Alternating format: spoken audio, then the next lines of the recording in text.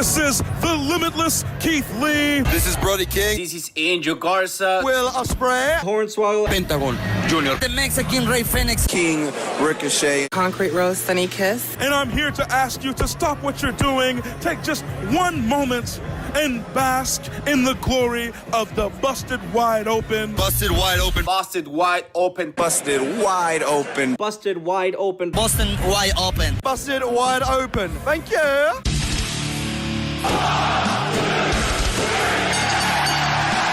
You're listening to the Busted Wide Open podcast, dropping the elbow on the hottest topics in sports entertainment and the world of professional wrestling. With your hosts, Nick Howell and Sir Ian Dangerous. Coming to you from the Orbital Jigsaw Network Arena in sunny Southern California.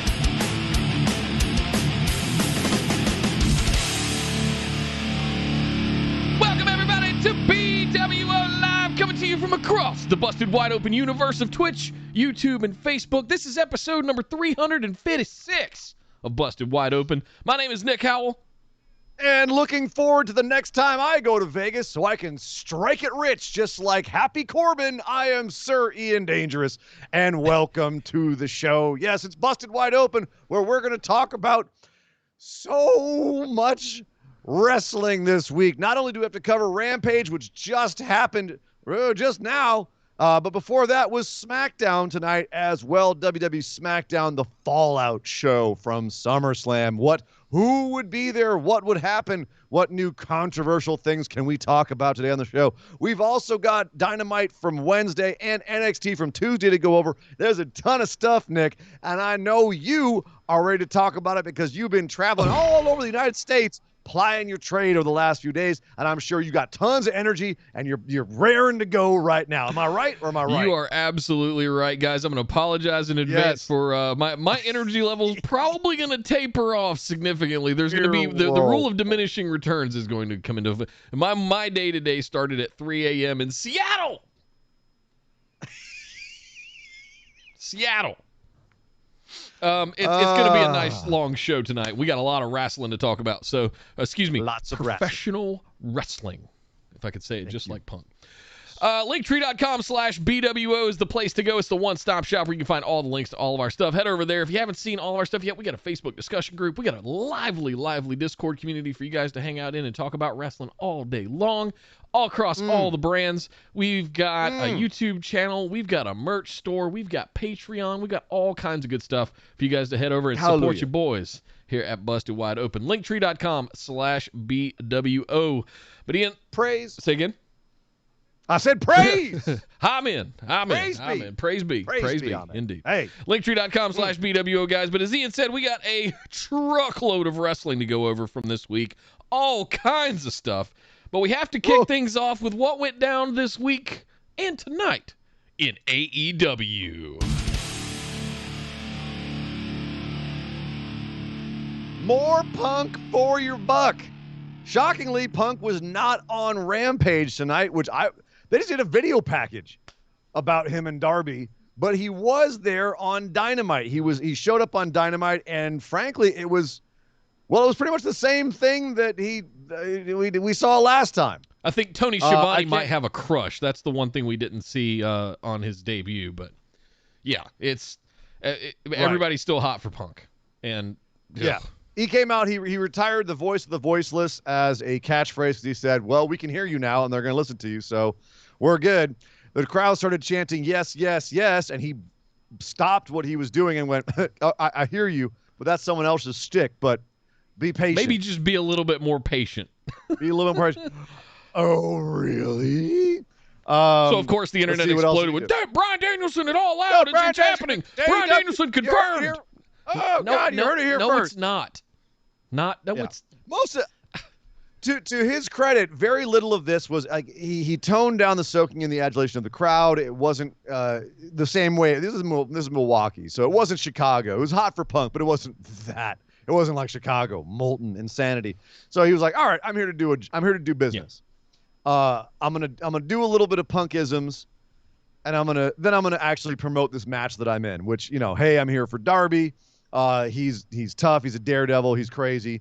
He's going to be a true test to see if I'm still the best in the world, to see if I've still got it. setting up the match, I think, perfectly, where you've got Darby's a young up-and-comer, Punk's coming back to see if it's like the Christian thing that he just did as well. Do I still have it? Can I hang in there with all these young guys?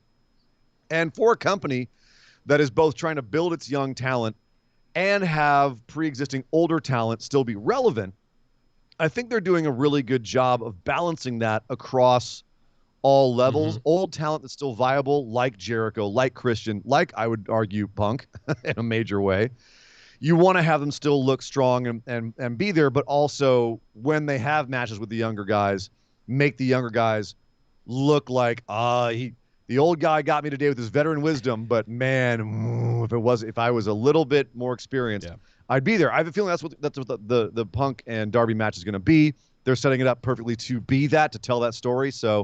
So far, so good on the Punk run. 2 days in, and we're looking good. Too bad there was nothing for it on Rampage tonight, really. Other than, we saw the video package of, the whole story of 15-year-old Punk in his backyard doing wrestling moves. Would have loved Darby Allin. He's a daredevil, and you're kind of fawning over him a little bit. And I respect that because it puts Darby over as well, and he gets some of that CM Punk rub as being a part of this. And huge for Darby, right? And I love the fact that Punk's like, 15-year-old me would have been a fan of Darby. Dude, you wouldn't be choosing him as your first match back if 45-year-old you wasn't a fan of him as well. Let's be clear about this. You're a fan of him. You're going to give him a huge rub here. And the guy is already over as hell. This is a huge feather in the cap for Darby Allin. Obviously, Punk sees a lot of himself in Darby. He's even said, I relate a lot to him. He's someone who a lot of people look at and say he's not what a professional wrestler should look like, but he's doing it his own way. So Punk relates to that. I can see why he chose him. It makes all the sense in the world, and I have no doubt it will be a match to watch. Let's talk a little bit about the hints. Okay. Punk has been on his sneakers. He's been writing in Sharpie these little initials. I don't know if you noticed it, but his return, he had DB on his sneakers. And tonight, or on Wednesday, he had BW, Bray Wyatt. So he's teasing two guys to AEW. Obviously, a big drop that with the Daniel Bryan reference. I'll just be more patient. And of course, there are sources now on the internet saying it's confirmed Daniel Bryan's coming out at All Out. Which to me, given everything else that's going on, the lack of anything coming out of WWE in terms of his return, seems like that's it's a pretty solid bet to make that something like that will happen. Well, for a lot of these sites, it's a crapshoot. It's a dice roll because if it's for the clicks, right? So if it doesn't hit, no real skin off your back. Oh well, we got it wrong. Changed. We got some bad information. Plans changed. But if you got it right, you're all the rage for 15 minutes while you're. Then all of a sudden everyone thinks you had the scoops. Yeah, right. And the one I'm not going to name the website that I saw this on today, but they said breaking. We have confirmation. Daniel Bryan will be at All Out. All of our sources inside AEW, which by the way have not given them any other big breaking news like this before ever, but they said, oh yeah, our sources have confirmed he'll be there All Out. I'd say that's like you said, Vegas odds, pretty safe bet. They get that right. All of a sudden, they have some cachet they can hang their hats on and say, oh, we called that. And they'll get a whole bunch of clicks for a while until everyone realizes that they're full of it. But if, again, maybe they do have sources. Maybe that is the case. Like I said, I'd say it's a pretty safe bet either way. As far as Bray Wyatt, that one, no one's putting any money on. No one has any idea what's going on with him. He's still under no compete until middle to end of September. So no idea about his time frame or what his plans are or what he wants to do, if he has a backup plan from whatever he was going to do in WWE. But I'll tell you right now, Nick, this is something we have a lot of show to get to, but and we can rip through some of these matches, but I want to talk about this topic in particular before we get into anything else. Okay. And that is that right now, I truly feel like we are at kind of a major point in wrestling. An inflection point. An inflection point. A paradigm shift, if you will, which I think is a term that's going to become very prophetic as the years go on. Whatever happens, 10 years from now, we're going to look back at this time and say that a lot of big stuff was going on there. When we came out of the pandemic, there was a lot of shit happening. And if AEW locks down all of these major talents from WWE. Let's talk about the guys who are major success stories. Because Malakai Black, for us, we're happy to see him in AEW, happy to see him going somewhere, but he was never that big in WWE. Correct. He wasn't a big success in WWE. Daniel Bryan, CM Punk, and Bray Wyatt, are enormous successes in WWE. All former champions, all former major merch pushers. Probably 3 of the Each and top every one 5 of guys of the last 10 years. And I would say inarguably. Definitely top guys. And if they all 3 go to AEW in the space of 3 months, 2 months, that is an enormous momentum shift, paradigm shift. I don't care what tribe you subscribe to. If you sit back and say, okay, these 3 big chess pieces are moving to the other side of the board, that's major. Yeah. It is a big deal and worth noting, even if you don't believe it will be a big change or a big shift. You have to admit that it is a major event.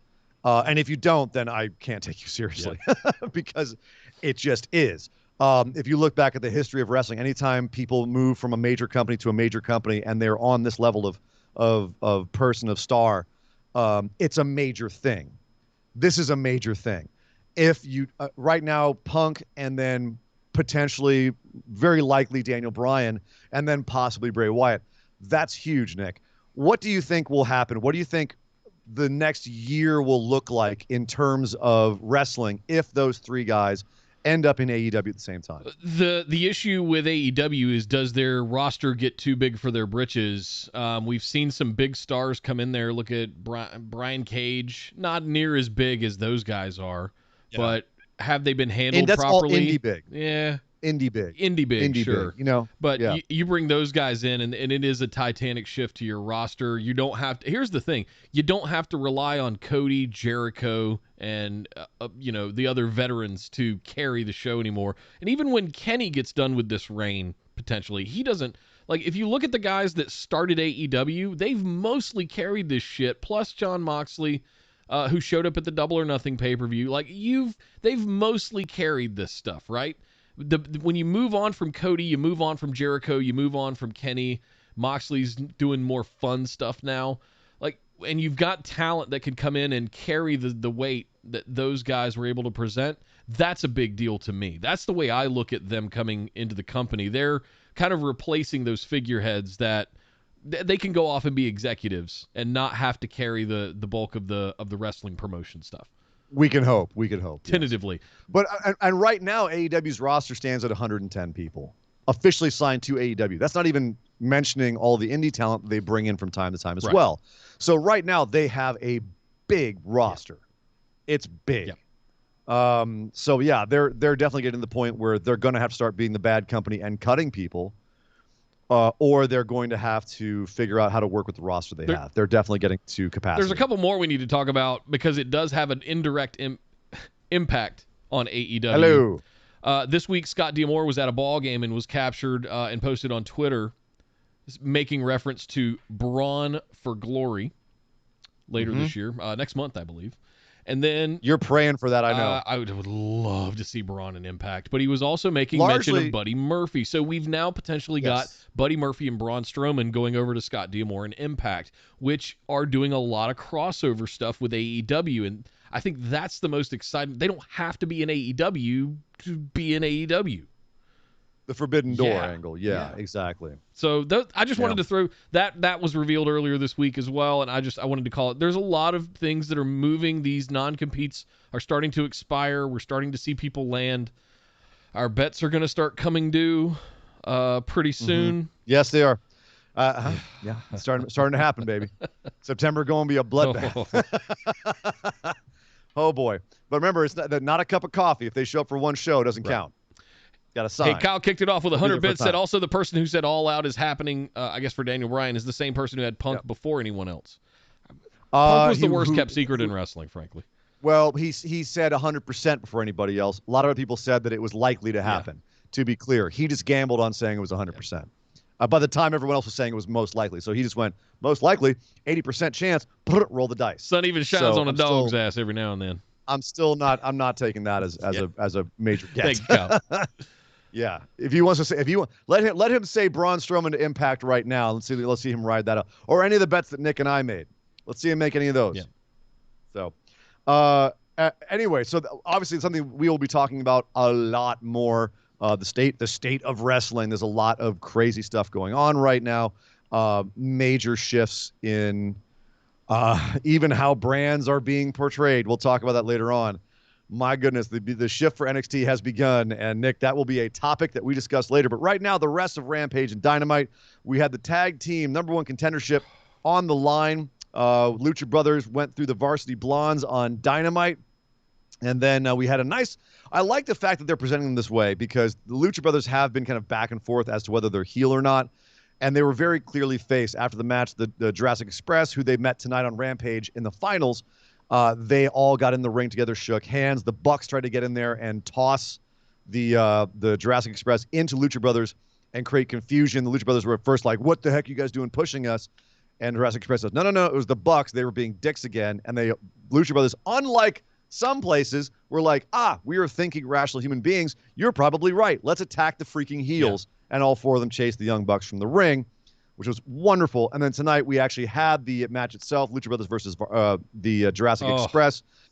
Lovely little match. Lots of crazy big spots, as you'd expect. It was great. Ultimately, however, shockingly, Luchasaurus got his head kicked off and ate a pin. 1, 2, 3. Lucha Brothers going to face the Young Bucks. Again, the Bucks coming down, trying to jump the contenders, and all four of them shaking hands and chasing off the Bucks. So very nice to really sharply define Lucha Bros as faces, specifically Phoenix. Is obviously Penta still, they want to keep him kind of, you never know. He's chaotic. But Phoenix is definitely 100% face. Great to see. What do you think about the Lucha Brothers being the ones to go face the Bucks at All Out? Right call, or should it have been Jurassic Express again? No, right call. If they decide, I want them to tell the history, go take it back a year or two over the AAA tag titles, the ladder match that we had at Daly's Place. Like we've got a lot of history between these two teams that you could call back to. Does it reflect their characters now on either side? Not really, but I still think it's worth telling the story that they have history. Right. Well, I don't know if you should, because the last time they had a match, it was an all-time classic ladder match. Yeah. And as you said, their alignments were reversed. Now the Lucha Brothers are the faces, Bucks are the heels as champions. And it's in a cage. Yeah. So I have a feeling this match is going to rock ass. I think it's the right call. You saw Penta bring out a Made in Japan. You saw Phoenix run the whole second rope. They were bringing all the stuff out tonight, and it was so much fun to watch. I can't even say they're bringing all the stuff because Phoenix's arsenal is bottomless. Yeah. That guy has so many moves in his roster. It's insane. But the thing here is, there's also the added specter of Andrade. And he has, he's recently, they've made a point of making sure that he's out there saying, hey, Lucha Brothers, you'll never be tag champs while you're with Pac.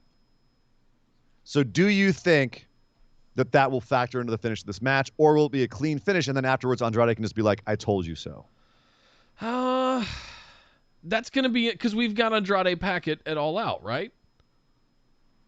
Yes, correct. So it'll be all of them are in action. Yeah, so it's going to be interesting to see what the fallout of that is. Does Pac come out and try to assist them and ends up costing them, and then that gives Andrade leverage and they turn on Pac? I could see this playing out, right? Yeah. I think that would be really compelling if they did it that way. I agree. There's a lot they could do with it, and I'm ready for it all. It's going to be good. One thing that's going to be a theme is this all-out card is shaping up to be one of the best cards they've ever had. It's stupid. Yeah. Their card for all out is across the board ridiculous. I can't wait to pick that one next week. Another match that got made this week on Dynamite, Miro cut another sick promo saying that I forgive Fuego del Sol. I'll forgive him with my arms. And then I'm going to find Eddie Kingston. I'm going to drag him to the river. And I'm going to hold him underneath. With my biceps. And God will back me. God will forgive me. And God will back me because I'm the Redeemer. And my wife will love me because I'm the champion. And bring me the Mad King. I'll kill you all. I'm the Redeemer, damn it. Amazing. It's just murdering on the promo game. The verbiage, the character, everything is just so killer right now. And he came out. He was going to have a little bit of in-ring time to cut a promo on Rampage tonight. And then he just drags out Fuego del Sol's corpse, tosses him in the ring, unmasks him, and goes, "Show your face to God. Show your face to the Lord." Rips off his mask. Fuego drops to the ground. Every huge heat for him. Out comes Eddie Kingston. Grabs a mic and just goes, nah, puts the mic down, just comes down to the ring and just starts brawling with Miro. And the refs come out and separate them.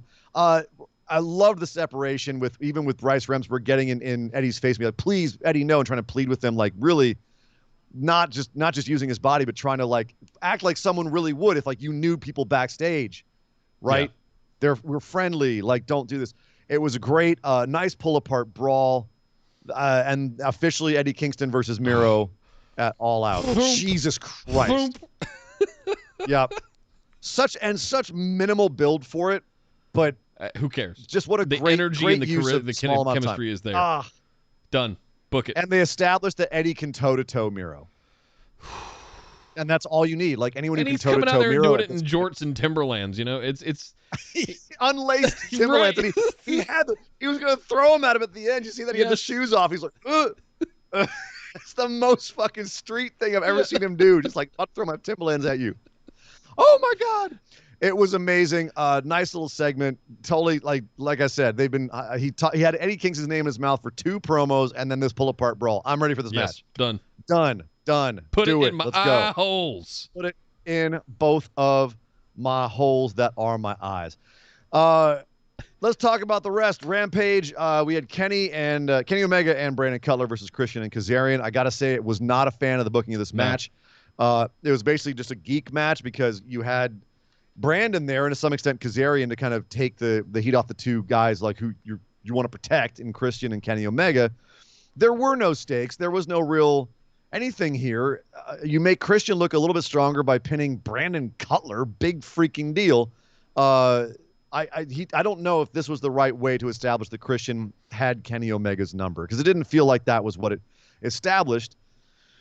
And, we're going to this Christian Kenny match at All Out, which I frankly still think that they need to do a little traction on. They need to get a little bit more underneath this, because everyone was so hyped for Hangman Page. It's better than we anticipated it would be at this point, but this match didn't help any. No, but I did like I can't remember whether it was, I think it was on Dynamite. Christian brought out the old footage of Callis, and he's riding on this carny bullshit. Yeah. That, to me, that's hilarious. And he gets to call back to it and go, "See? More carny bullshit." Carny bullshit. But no, take it. Whatever the hell Cutler was wearing, the zebra outfit, just ripping it open and doing chops. Zebra tracks. Yeah, just like you said, it's a geeks match. It's like something you'd see at the beginning of a New Japan pay-per-view. And this is the problem. It was the main event of Rampage, and the most interesting thing about this feud, aside from Christian beating Kenny Omega in the first episode of Rampage, which is the best moment of the feud. The most interesting thing besides that is Christian calling Don Callis a carny bullshit artist. Yeah. Like, that's the most interesting thing, and that's not good for a championship. I think you go off air. If I'm doing this, I think you go off air with the pull apart Eddie versus Miro thing instead. But that's not the main event. That's not the main event. And we also had Tay Conti versus the Bunny, which ended up with Penelope Ford coming down, causing a very WWE distraction. Yeah. Blade throws in the Nux to the Bunny. The Bunny knocks out Tay Conti. 1, 2, 3. Penelope Ford aligns herself with the Bunny and the Blade, which I assume by extension means the Hardy family, Hardy front office. But at the same time, that was it for Rampage. And with the exception of a couple of moments, the contenders match, Miro, and maybe it's just after last week, it was definitely a big exhale after last week. It did not feel like as important of a show. It didn't feel like must-see TV, frankly. No wrestling show is going to compete with last week. I'm sorry. For a long time. Sure. But the first episode of Rampage felt like must-see TV. Yes, for a couple of... Well, yes, because of the Christian match. Christian winning the title, sure. Right. The second one with Punk coming back. And then, this one. So we're still learning. The thing is, we're still learning what Rampage is. Yeah. Is it a must? I think long term, slightly better than Dark. It almost has to become a 2-hour show long term. It needs to become their second show. And if they get enough ratings on it, you could compete with SmackDown with that show. If it gets big enough. This is my point though. If they start doing shows like this, it's not going to compete with SmackDown. True. They're Like, trying to cram too much in, fine. and it waters it all down. It was fine. People aren't going to tune in to watch this at 10 p.m. Eastern on a Friday night. They're not. It was good, but it wasn't great. Sure. And that's something they have to be careful about. At least Jericho was quieter on the mic, so apparently he heard Well, people. in the beginning, but then he got a little bit. I don't know. Now, he was yelling at the beginning. He's like, I yell, I scream, it's what I do. And then he started calling matches like much more. And I could see he's doing the reverse Gridunzel. And so he's a lot more mellow. So at least he took some notes there. But speaking of Jericho, on Dynamite, he came out to explain how he was feeling after losing to MJF in the final labor of the 5 labors of Jericho. Nick, you were wondering how this feud could continue. He answered that question. He said, I cannot believe I've lost 3 times to this guy. If I can't beat this guy, I need to retire from wrestling. So MJF, if you can beat me at All Out, I will never wrestle for AEW again. And he makes sure to always throw in the I will never wrestle for AEW ever again part of that, which is I think either really brilliant troll work, or he's setting himself so that if he does decide to put MJF over, he can go wrestle other places. Impact, New Japan. Regardless, MJF comes out, cuts a promo on the crowd, cuts a promo on Jericho, and accepts the match. So there it is, the 6th labor of Jericho, if you will, the rematch with MJF, this time with Jericho's career on the line. Nick, you in particular were critical of how the 5 labors of Jericho ended. Did you feel like this was the coda? This was the extra little thing you needed to make it make sense? Yeah, nice word, coda. Running it back, right? This is the way, I'm wondering if they got the feedback, if they don't feel like it landed the way that they wanted it to, and they wanted to run it back one more time. Because I feel like the MJF, it should have done the 5 labors, and then if he survives the 5 labors, that is the MJF match at All Out. This feels like kind of making up for that middle ground. So I'm excited about this match too. We've seen it. This had to have been the plan. This had to have been the plan because the way they set everything up to leave it open, give yourself 2 weeks to promote All Out. And in that sense, perfect. Perfect. Love it. So now we can build it for 2 weeks. Now we're all excited for it again. Even though we've seen Jericho versus MJF, this is going to feel a bit different. The video packages that they could put together for All Out with these two, for that match in particular, with the history of him infiltrating Inner Circle and turning everybody against, and all of this stuff back and forth, and the dance routine last fall, and like all the stuff that we've done with these guys over the last year. It's amazing the content that we've got to be able to really build for this match. So, I mean, I hope they put a lot of effort into making it, because I do think Jericho's going to put MJF over again. What? Yeah. Wow. Okay. Well, we'll get to that when we get to our pick. We'll see how things build for the next couple of weeks. That point for you. Also, on Dynamite, the main event. I was shocked it was the main event, to be honest with you. Malakai Black. Yeah. He apparently has it out for the Nightmare family, not just Cody, but little Brock Anderson, Arn Anderson's son, challenged Malakai Black to defend his dad's honor because while Malakai was going like a buzzsaw for Cody, he happened to take out Arn on the way. And so Brock didn't like that, and he challenged Malakai Black to a match. Well, Dad wasn't happy with that, but Arn cut probably one of the simplest, most affecting promos I can recall, Nick. Like, he did almost nothing, but his words and his gravitas hit me so damn hard when he said, I don't agree with what Brock's doing, but he's an Anderson. He's going to do what he wants to do. He may be outmatched, but he's got the heart in this match, and I'm going to back him, and I just told him, use your guts, use your heart. I'm going to be out there in his corner no matter what, even though, like, we all know how this is going to go. I'm still going to be there for him. Oh, my God, Nick. Dad feels. Dad feels. The dad feels. Such dad feels. Oh, I wanted to give Arn a hug so bad. I wanted to hug the big bear. Sometimes Jesus you just got to Christ. let the kids touch the hot stove so they can learn. That's what I'm saying. I just one of those awesome dad moments. I was like, he knows, like, okay, you don't want to listen to me. Go touch the hot stove. Let's go to the hospital together now. Yeah. It's like It was so good and it was so simple. And then we get to the match itself and Malakai comes out looking like a goddamn demon from hell. Oh. And then here comes Brock, who's half my age and looks twice my age already. Yeah. He got those Arn Anderson genes. He came out of his mother's womb looking like he was 45. Right. He comes down to the ring and to his credit, gets a little bit of offense in on Malakai Black, who just looks kind of irritated by the whole thing, ultimately kicking his head off after bloodying him up a little bit. And then after the match, gives the ring to Arn. Arn comes charging in. Malakai goes, cool, I'm out. But only for a second, because I'm going to go grab a steel chair, hop back in the ring. The audience is all like, no, God, no. Gets in the ring. Arn sees him coming with the chair, and Malakai goes, you're right. I'll toss the chair. We'll do this man to man. And they square up. They square up. Malakai goes for the kick, and Arn blocks it. He had it scouted because he's the coach. Because of course he'd have it scouted. And then Black goes, all right, cool, you blocked my move. Let's square up. Let's do this again. Kicks him in the nuts, and while he's doubled over, gives him the spinning kick to the head. Oh, that's some good heel work. Didn't have that one scouted, did you, Arn? Nope. Bravo. Boom. Both Andersons down on the ground. Malakai Black finally gives up the ring when Shoddy Lee comes out and stares him down, which was adorable because last time we saw Shoddy Lee on the main show, he was getting murdered by Miro. Now he's going to pick a fight with this guy too. Shoddy going to die again. What is happening here? Malakai Black murders the Andersons and leaves, and that was the end of Dynamite. Nick, what do you think about what they're doing with Malakai right now? Are you worried, as I am, that this is going to be one of those things where Malakai runs roughshod of the Nightmare Family again, and Cody comes back and beats him?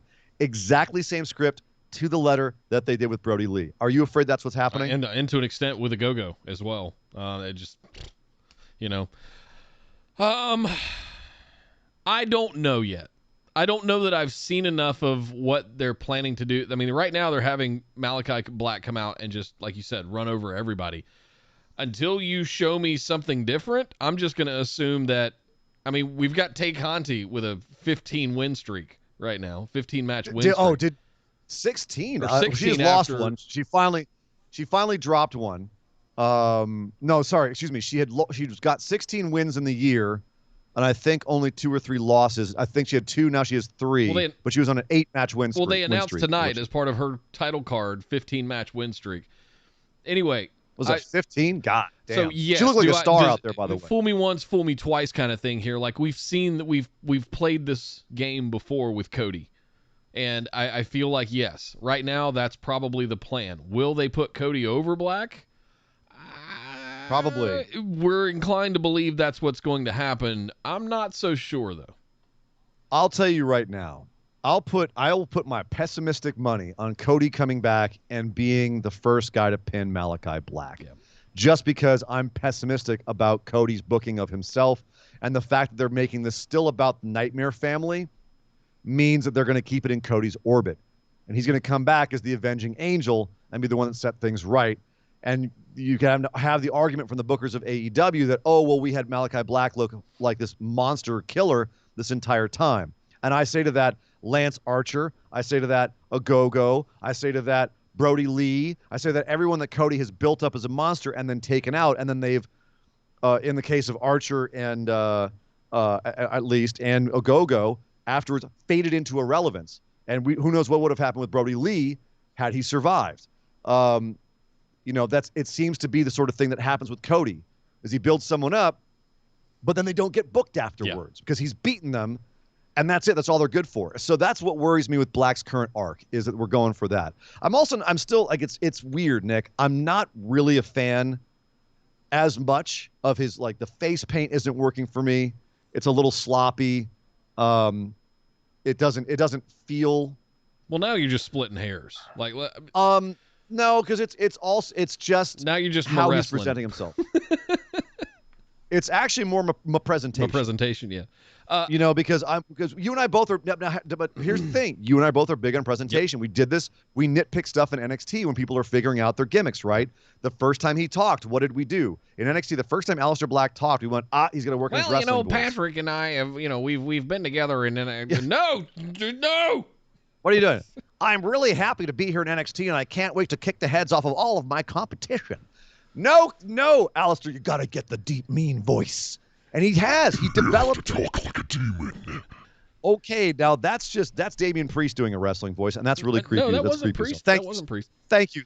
That was Satan. Satan. I want to see them go into deeper parts of this than just him coming out and running roughshod over the Nightmare Family. I want to see him like devour the soul of Dustin Rhodes while Cody's trying to beg him off. Like, I want to see, like, let's get into this. Like, if he's gonna be this, deer skull wearing demon character, like, do some demon shit. Make me believe that you are this soul-swallowing world ender. Don't just come out and, like, roundhouse kick Arn Anderson and kick him in the nuts. Well, we haven't had any supernatural stuff in AEW yet. Not really. Like, they kind of tried a couple of times, and it didn't really work. So I don't feel like they're going full-on supernatural with him. I just feel like it's war paint. It's to intimidate his opponents. Whatever. You know what I mean? Like, fine. I don't need him to actually, like, swallow souls. But definitely, like, the kind of stuff they're having here where he's ending dudes' lives with that kick. Right? Crowd is asking for it again. Like, it is one of the most over finishers in AEW right now. Damn. If not the most. Can you think of another finisher that's more over than that? One-Winged Angel?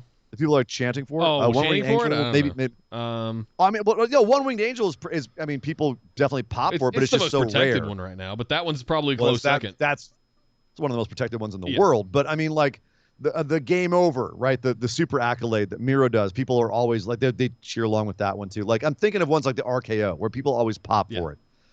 People pop for that kick. So there's a lot still going on there. I just, like you said, it's going to depend on where they go with it.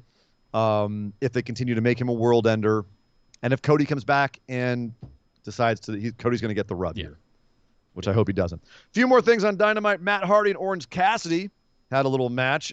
Matt Hardy became Broken Matt Hardy, not the character. He actually had his nose broken in the match, bleeding like a stuck pig everywhere, and Orange Cassidy picks up the win. But we know this feud between the Hardy front office and Orange Cassidy and the Best Friends will continue. Next week, it's going to be, who is it? It's another one of the Hardy front office guys against Orange Cassidy. It's going to be going on for a while. So cool, fine. Red Velvet is still a pain in the butt for Britt Baker, so she sends Jamie Hayter out for her first match back after COVID to crush Red Velvet. Jack Evans, thank you, Mel. Thank you, Jack Evans. Yep. There it is. Which should be a good match. Yes. Jamie Hayter out. She beat up Red Velvet. People were apparently salty on Twitter that Velvet botched a move at the end, but it's wrestling. It's not ballet like it happens. Right. Jamie Hayter looked good. She's supposed to. She's supposed to look like a powerhouse. Look like a powerhouse. Looks scary. What she's supposed to do. And we confirmed we're having Chris Statlander versus Britt Baker at All Out. Did I mention that card is amazing? Yes. That card is amazing. That's official. Nick, am I crazy that before then I kind of want to see Jamie Hayter versus Chris Statlander? I think we might. Or do you think? I think we might. Or do you think that they're holding off on that because they realize they got to have Statlander get screwed over at All Out because you can't have Britt give up that title yet? No, I don't think Britt's dropping the title. I do think it'll be some skullduggery that'll go down. It'll look like Chris has her number, because I've outclassed to an extent, but there'll definitely be some Reba Not Rebel involvement. There'll definitely be some Jamie Hayter involvement. But don't rule out the Best Friends being there for her as well. So that to me is interesting because I've definitely had my eye on Chris Statlander since she almost signed with NXT and then came over to AEW and then unfortunately got injured and she was out for 9-10 months, and she's back now full form, and they're letting her do all the stuff that they weren't letting her do before, like 450s and shit. So I'm sitting here going, okay, she looks like the real deal. I don't think we're dropping the title, but I think this is one of those feuds that you could get into something that not quite Thunder Rosa yet, but it could eventually evolve into a fight forever kind of feud between these two. I certainly I would not be mad at that. No. We had a couple of fun little matches on Dynamite. You had a triple six-man tag match, Moxley, Kingston, and Darby Allin versus the Wingmen. So it was basically just a comedy match with the faces looking big and strong and awesome and crowd pleasing. It was a lot of fun. That entrance with Mox where he's just coming out of nowhere and going through the crowd and stuff, and their entrance is longer than Roman Reigns' entrance at this point. It is not. And it's a lot more exciting. I mean, Roman's is riveting because Roman is riveting, but at the same time, like, it's him just moving very slowly, whereas Moxley comes out and it's all about just kind of chaos. I love all of the his crowd little and the tics, too, atmosphere. that just he throws the water ball at the barricade and then just angrily shoves the barricade out of the way. Like, aren't you supposed to be the face guy here? You look like a mean son of a bitch that I wouldn't want to cross in a back alley. But you're what other wrestler was supposed to be a face but looked like a mean son of a bitch coming out and tossing stuff and running his mouth and looking all badass? Who else did that? Who else did that successfully? Trying to think. Murder Hog Monster. I can't really think. What? I couldn't hear you. What? Anyway, I know. His little shoulder dip thing that he does it always makes me laugh when right before he gets into the ring, he's sizing it up or something. He does that little shoulder dip, and I just what is that? I don't know. I love Mox. I think it's hilarious. Moxley. I can't wait to run across him and Renee in Vegas. That's going to be fun. That's going to be fun. Gun Club, all three of them, Billy, Colton, and Austin, all three of them versus the Factory, QT Marshall, your boy Nick Camarado, and Aaron Solo. I thought this was going to be an easy win for the Factory because I thought they should look strong on the way to Marshall versus White at All Out. But no, Marshall was so busy trying to get in Big Show's head, Paul White's head. No more BS. I know, no more BS. Get the BS out. That he got distracted and got pinned. Okay, so you look like an idiot on the way to looking like an idiot. All right. So I guess you want to be a jobber faction. Yeah. Okay. Yeah. Interesting. And Dark Order is falling apart from within. There's a Dark Order civil war going on. Evil Uno and Stu Grayson are trying to follow Hangman Page's wishes and not get involved. And everyone else in the Bullet Club. Dark Order's feeling bad about this. Alex Reynolds and Evil Uno get into a little spat. Evil Uno says some mean things, and so Silver and Reynolds walk away, and everyone it's all falling apart in the Dark Order, Nick. When we saw this thing with Hangman happen, is this how you thought the story was going to go down, where Hangman's going to have to come back and patch together Dark Order with the meaning of friendship? No. And that's how we're hitting the dark night of the soul here, Nick. We're between the second and third acts. It was where the darkest stuff happens. It's Captain America Civil War. Right, they're turning against each other. They're all trying to do it's Tony Stark wanting to abide by the Sokovia Accords, and Evil Uno and Stu Grayson, they're wanting to abide by the wishes of the senior leader, right? But you have the other ones that are going to do whatever it takes to make sure that order is maintained. And I love this. Yes. I love this. This is a fun dynamic. We can drag this out forever. This is constant entertainment with these guys. But do you end up? What I don't want to do is crater the entire faction in the process. They were in a really good spot going into that sort of thing after leading up to Hangman Page's title opportunity. And you have to break things to put them back together, and that's what's happening here. I think you hit the nail on the head with the Civil War thing, because look at the entire Marvel timeline. Where was that in the entire timeline of that first arc? No, 2/3 of the way through. Go back and look. It's 2/3 of the way through, right before the final push. It's the dark night of the soul. It's where the darkest stuff happens. Everything's got to fall apart before you can put it back together again, and then have the big Avengers Assemble moment at the end. Which is what we're going for with Hangman Page and probably the Dark Order getting tag titles as well. Who knows? I don't know what they have planned, but that's what it looks like to me. I'm loving it. I love that they're doing this. I love that they couldn't have the Dark Order stay the same forever. Right. So I'm glad that they're shaking things up. I think it's smart. Yeah. And also, there's Nick, one thing, just shut the fuck up, Silver. Because I have to. Rest in peace, Brody. It makes me sad now. And finally, Dan Lambert still out there running his mouth, as we suspected when Scorpio Sky and Ethan Page came out to defend him a week or two ago.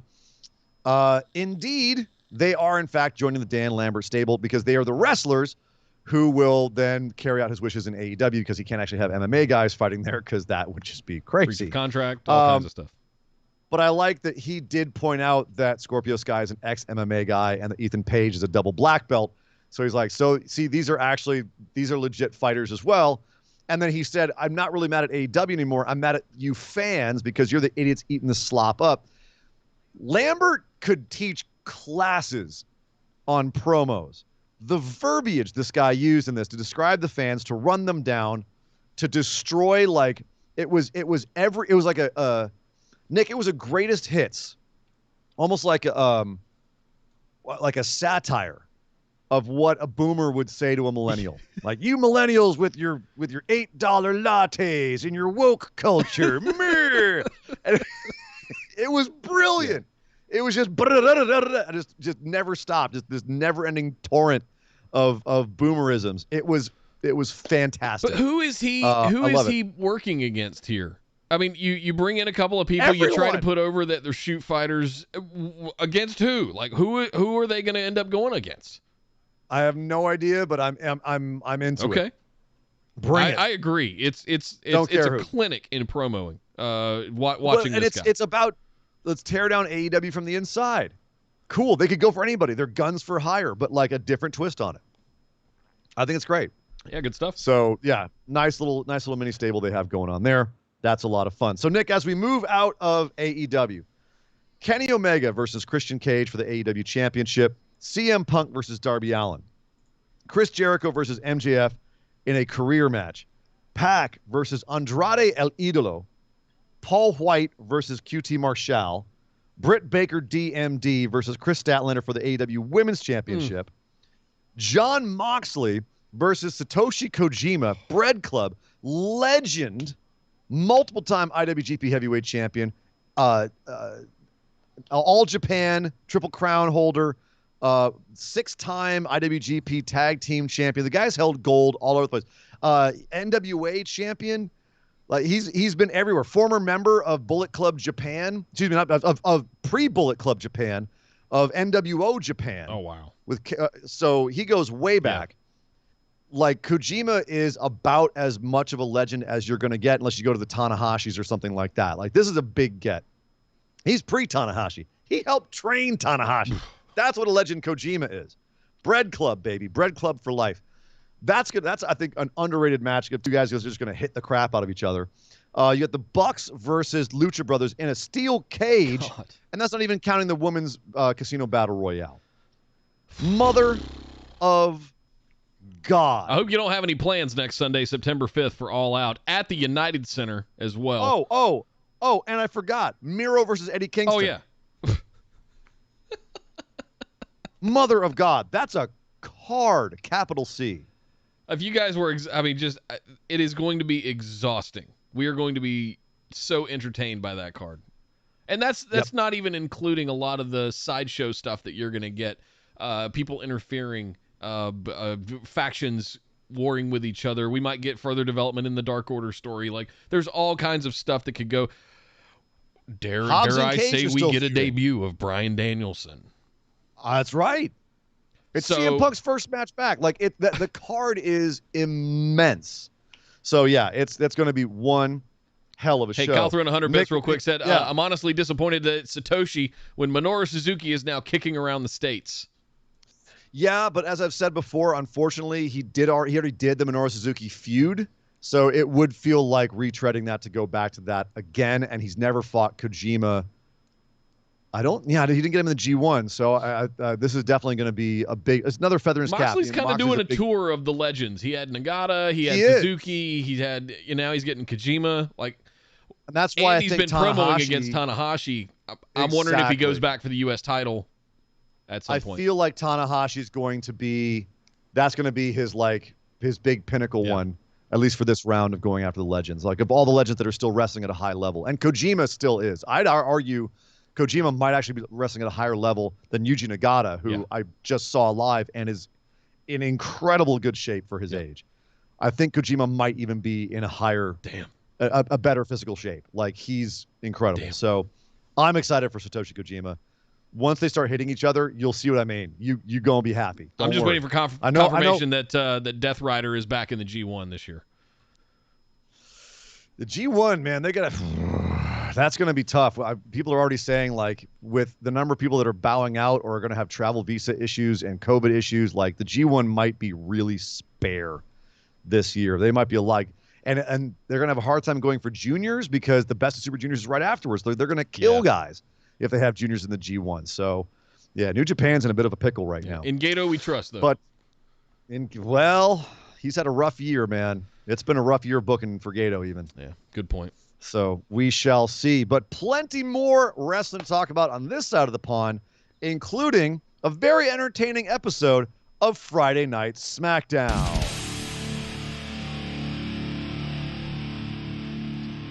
Yes, well, we were waiting for it. We kind of knew it was going to happen. It was predetermined after what happened at SummerSlam last weekend. Becky Lynch comes out at the top of the show to basically say, I'm back. And just say, well, I since I lost the Raw Women's Championship last year, I knew I had to come back. I missed it. I missed all you guys, all this stuff, and saying some very facey things after she did kind of a really dick heel thing at SummerSlam. And I was really confused by this the entire time. Not too long before she was out there saying what she wanted to say, Bianca Belair's music hits. Well, Bianca came out for a reason, Nick, and that is because Becky, as you said, was being very face-ish and saying, like, look, I had struggled to get back. I wanted to come back and reclaim everything that I'd lost. And, hey, I heard all of y'all on Twitter. I know not everyone was happy with how things went down at SummerSlam. I saw an opportunity, and I took it. And, a lot of people are calling me to apologize, and I do want to apologize for absolutely nothing. I'm not apologizing for a damn thing. I did it, and I do it again. Eat me. But the thing is, that was Becky Lynch's character before. That is the man. So it was hard to say if she was being heel there, even though normally that would be a heelish thing. Everyone's like, yeah, Becky. So Bianca came out and said, okay, that was not cool. You beating me in 26 seconds, sucker punching me. But okay, how about this? Since you are such a great wrestler, how about you give me the same respect I gave you? I gave you an impromptu match. Why don't you give me an impromptu match right now for that SmackDown Women's Championship? But before Becky can respond, out comes the clown show. Zelina Vega comes out to say, what about me? I deserve a title shot. And for some reason, no one interrupts her to say, woman, you've lost every single match you've had since you've returned. You earned nothing. You are owed nothing. Be gone. Be gone. Get thee behind me, Satan. And out comes Carmelo to do the same damn thing and should have gotten the same response. You got your ass beat by Bianca 8 times in a row. Actually, let's see. Hold on. Zelina's lost 8 matches straight. Carmella has lost the last 6 matches to Bianca. Get out. Beat it.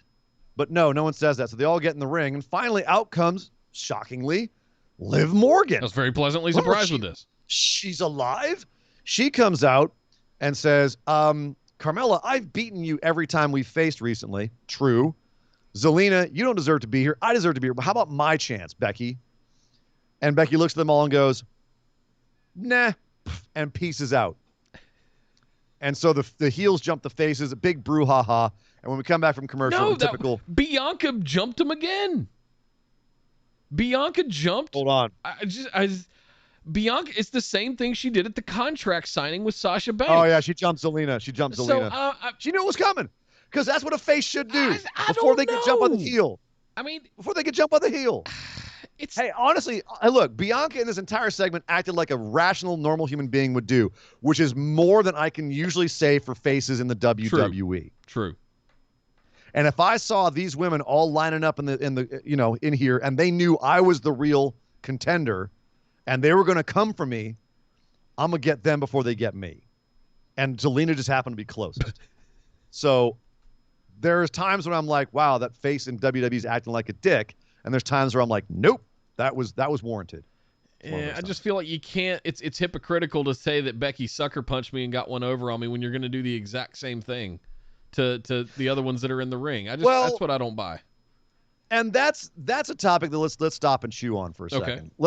Because one of the things that, and it's starting to become almost like a meme in a lot of the online talk, is people making excuses for WWE and questionable booking by saying, let's see how it plays out. Right? And it's something that we've done on the show here where we go, well, let's see what happens. Yeah. And there's times where I feel like that, like, okay, it feels like they might have an idea of where they're going. But the problem is that so many times WWE has shown that even if they do have an idea, their follow-through isn't always there. And they don't make stories in good faith, and they don't always follow through. And sometimes they drop stuff for no reason, and you don't get the payoff. And then you do something where you have to put someone's character and presentation on the line, and you have to pay it off to bring them back to where they were, or to make them better, to enhance them. But you never do it, and so as a result, they remain lesser than. Yeah. And Bianca's in that place right now, where, Nick, I think you'll agree, like when we talked about how Becky came in and Bianca gave her the match and Becky sucker punched her, or just punched her, and then gave her a finishing move, and that was it. The match was over. And we said, okay, I postulated, if they're going to make Becky heel, it's better to have Bianca chasing. It makes her more of a sympathetic character to have her be sucker punched by Becky and taken advantage of. And so we empathize with her and want to see her succeed. Right? We agreed on that. Yeah. We agreed that if that's the way that they're going, which it seems to be the way that they're going, Becky seems to be turning heel, which is a whole other thing we need to talk about. We've been down this road before, guys, and it didn't work. Yeah, this time apparently Becky's asking to turn heel, but this is one of the situations where it's like Stone Cold. Don't let him. No. Learn your lesson from the Stone Cold debacle. Some people you shouldn't turn heel until you've exhausted everything else, like you did with Roman. Becky can make you so much more money now as a face. All the other women in the Four Horsemen are heels. You don't need them all to be heels. But we just talked about it. But look, the Bianca situation. The problem it was the execution. It didn't feel like Becky really sucker punched her. It didn't, obviously, because of the reaction they got. We didn't read Becky used a heel move to beat Bianca. We just saw Bianca being off her game and losing like a chump because she wasn't as good as we thought she was, right? Yeah, but a good face competitor is not going to blindside sucker punch somebody like that. Catch them off guard. It wasn't so obvious that it read to the audience as a whole, right? It wasn't like, let's say if it was a men's match, a low blow. Obviously you can't do that in this situation, but one that feels like that, where it's just dirty as hell. Yeah. This was dirty, but not that dirty. And again, it's the man. That she character she got cheered for it. She's still getting cheered. She was when she said nah, dipped out of the ring, kind of a heel move, but the crowd cheered her and anyway. They're kind of music and she left. What was the one thing that she did where there was at one point she did something face-ish and got booed, and she did something heelish and got cheered. I'm trying to remember exactly what it was. You're talking about tonight? Yeah. There was a line she said right before Bianca came out that fell completely flat. And I don't know if it was, I can't remember exactly what it was, but there was some kind of, she was trying to say the man doesn't work like that kind of stuff. And it was a little bit heelish, but it just fell completely. Nobody cheered, nobody booed. Yeah, everyone's kind of like, what is going on? And this is the problem, is that people we're conditioned to already accept quite a bit of heelishness from the man character. Like, at least when Roman Reigns came back out as the tribal chief, it felt like he was a completely different character. He felt totally different. Seth Rollins has felt totally different since becoming a heel. Becky still feels like the man, except the man's kind of an asshole now. Yeah. She was always an asshole. Now she's like extra asshole-ish. Which is like, and she explained it by saying, well, I've gone away. She didn't expressly say I'm a mom now, but she said I have more to defend. And so you kind of go, okay, so she's being more protective and more, she's like, I need this championship because I got to, pay for my kid or whatever. They're going to have to really make a much sharper turn with her and make her character less cool, because you can't have her be a big, cool heel when you're having Bianca chase her. Yep. It's not this whole idea that they've established this on, of Bianca chasing Becky and making Bianca look good, as a result, getting Bianca enhanced by it, will not work if Becky is still cool. I don't know that you're ever going to be able to do that after Becky 2 belts and taking out Ronda Rousey and everything from a couple of years ago. And everyone's so happy to see her back. Yeah. Let us enjoy why would you her squander being the back. goodwill? Why would you squander the goodwill? Why would you squander the merch sales right. of her being back? It's crazy. Yeah. And again, there's just a lot of ways they could have done this that would have been different and still effective, and not made Bianca look like a geek, and not, squander this goodwill that you have with Becky. Again, you have an established babyface. You're trying to establish Bianca Belair as the next top babyface. You're pretty much there. You pretty much got it. She's the one that made it. Right. But the problem is also history here, right? There's echoes of Daniel Bryan. There's echoes of Kofi Kingston. There's echoes of Booker T, where you're seeing people reach a certain point, but then WWE goes, oh, no. You people don't get to do this, right? Because you're not what we consider a top person. You're not a Triple H. You're not a Randy Orton.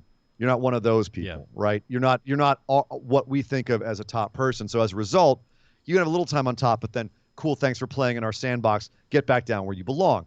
It feels like that. And so for a lot of people, this is triggering to see Bianca treated like that because they go, oh, shit, here we go again. Naomi 2.0. Well, that too. When she was sure. champ Naomi's 3 years another ago, one. But specifically the Kofi squash, right? That's what everyone's calling back to, because it wasn't just that Kofi always had an amazing championship win, a so-so championship run, but then it ended so quickly, so brutally, and then he was given nothing afterwards. Go they didn't back even and say play anything with about your a rematch. pancakes. Yep, get back with the pancakes. Nothing. And it was so ugly how they ended his championship reign. This smelled like that last Saturday. And this Friday, I can see that they're trying to not have it be that way. But I worry there's a lot of elements of this, Nick, that they don't quite have a handle on. Yeah.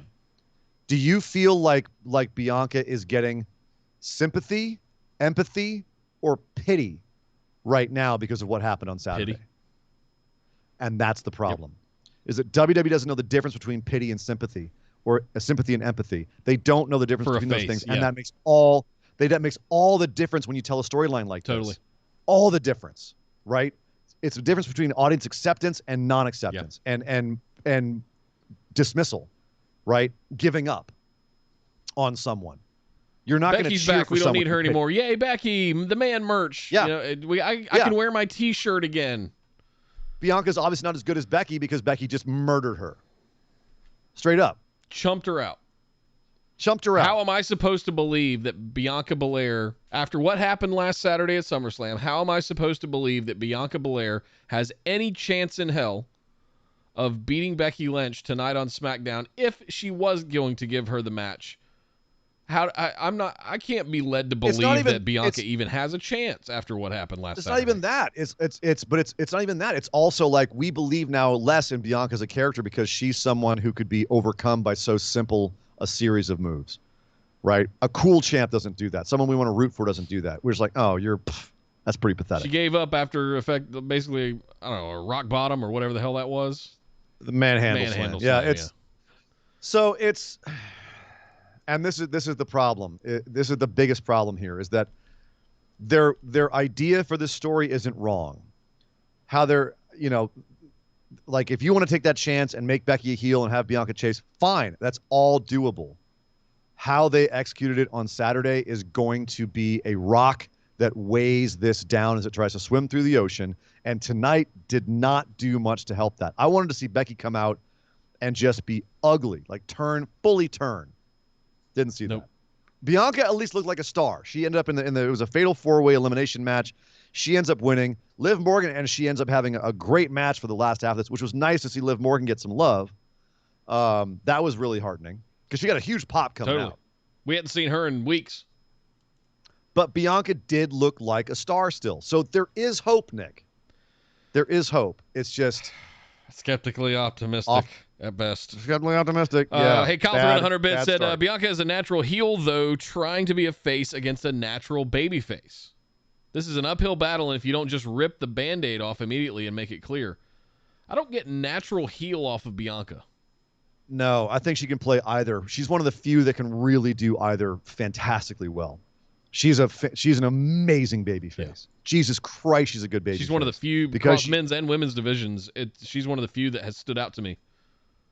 Yeah. as being able to I mean, really be a solid babyface champ. It's why she's so goddamn over right now. She's got the smile, 5,000 watt smile, that feeling of purity and innocence, but then also being really strong and be able to be able to balance both of those, where you can feel like a badass, but also like a really cool person. That's something, especially with the way that WWE books its baby faces, that is essential. But you're right. When she was a heel, she was a fantastic heel. And again, not everyone can do that, right? Who else have we seen that can be as a perfect babyface and an amazing heel?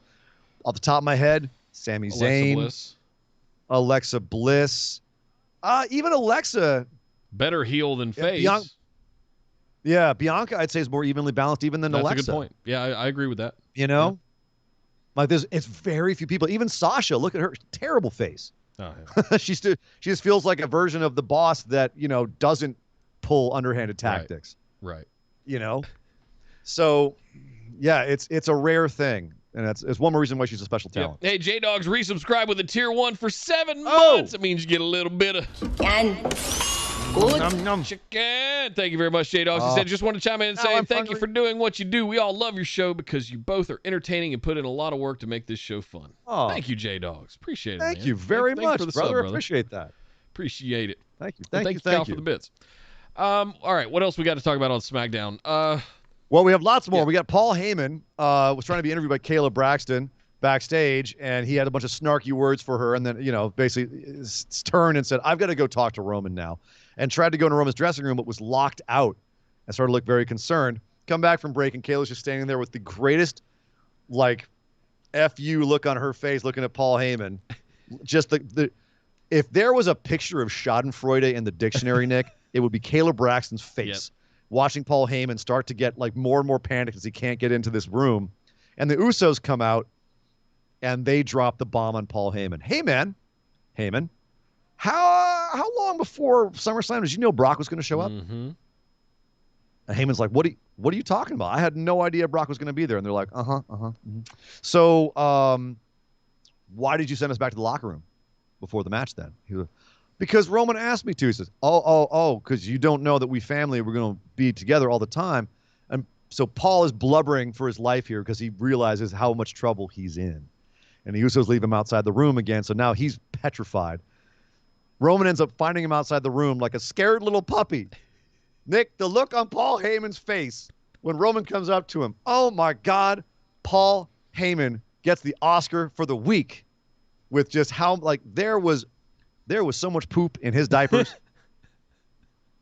Oh, my soul. Oh, my tribal chief. Roman comes up to him and goes, wise man, what are you doing outside the dressing room? And Heyman's just like, well, Roman goes, do I open my own doors now? And he goes, oh, no, my tribal chief, I'm so sorry. Lets him in. And they're going to have a celebration later of the fact that they're all three, Roman and the Usos, champs now. Paul is still obviously terrified, waiting for the axe to fall from Roman Reigns. Roman's still acting like he doesn't know it, but nothing. It's all cool, Paul. Nothing changed. You didn't carry out my belt? Okay, cool. Uso still eyeing Paul. The dynamic here is great, Nick. There's so much tension, so much unspoken stuff going on. It's beautiful. It's beautiful.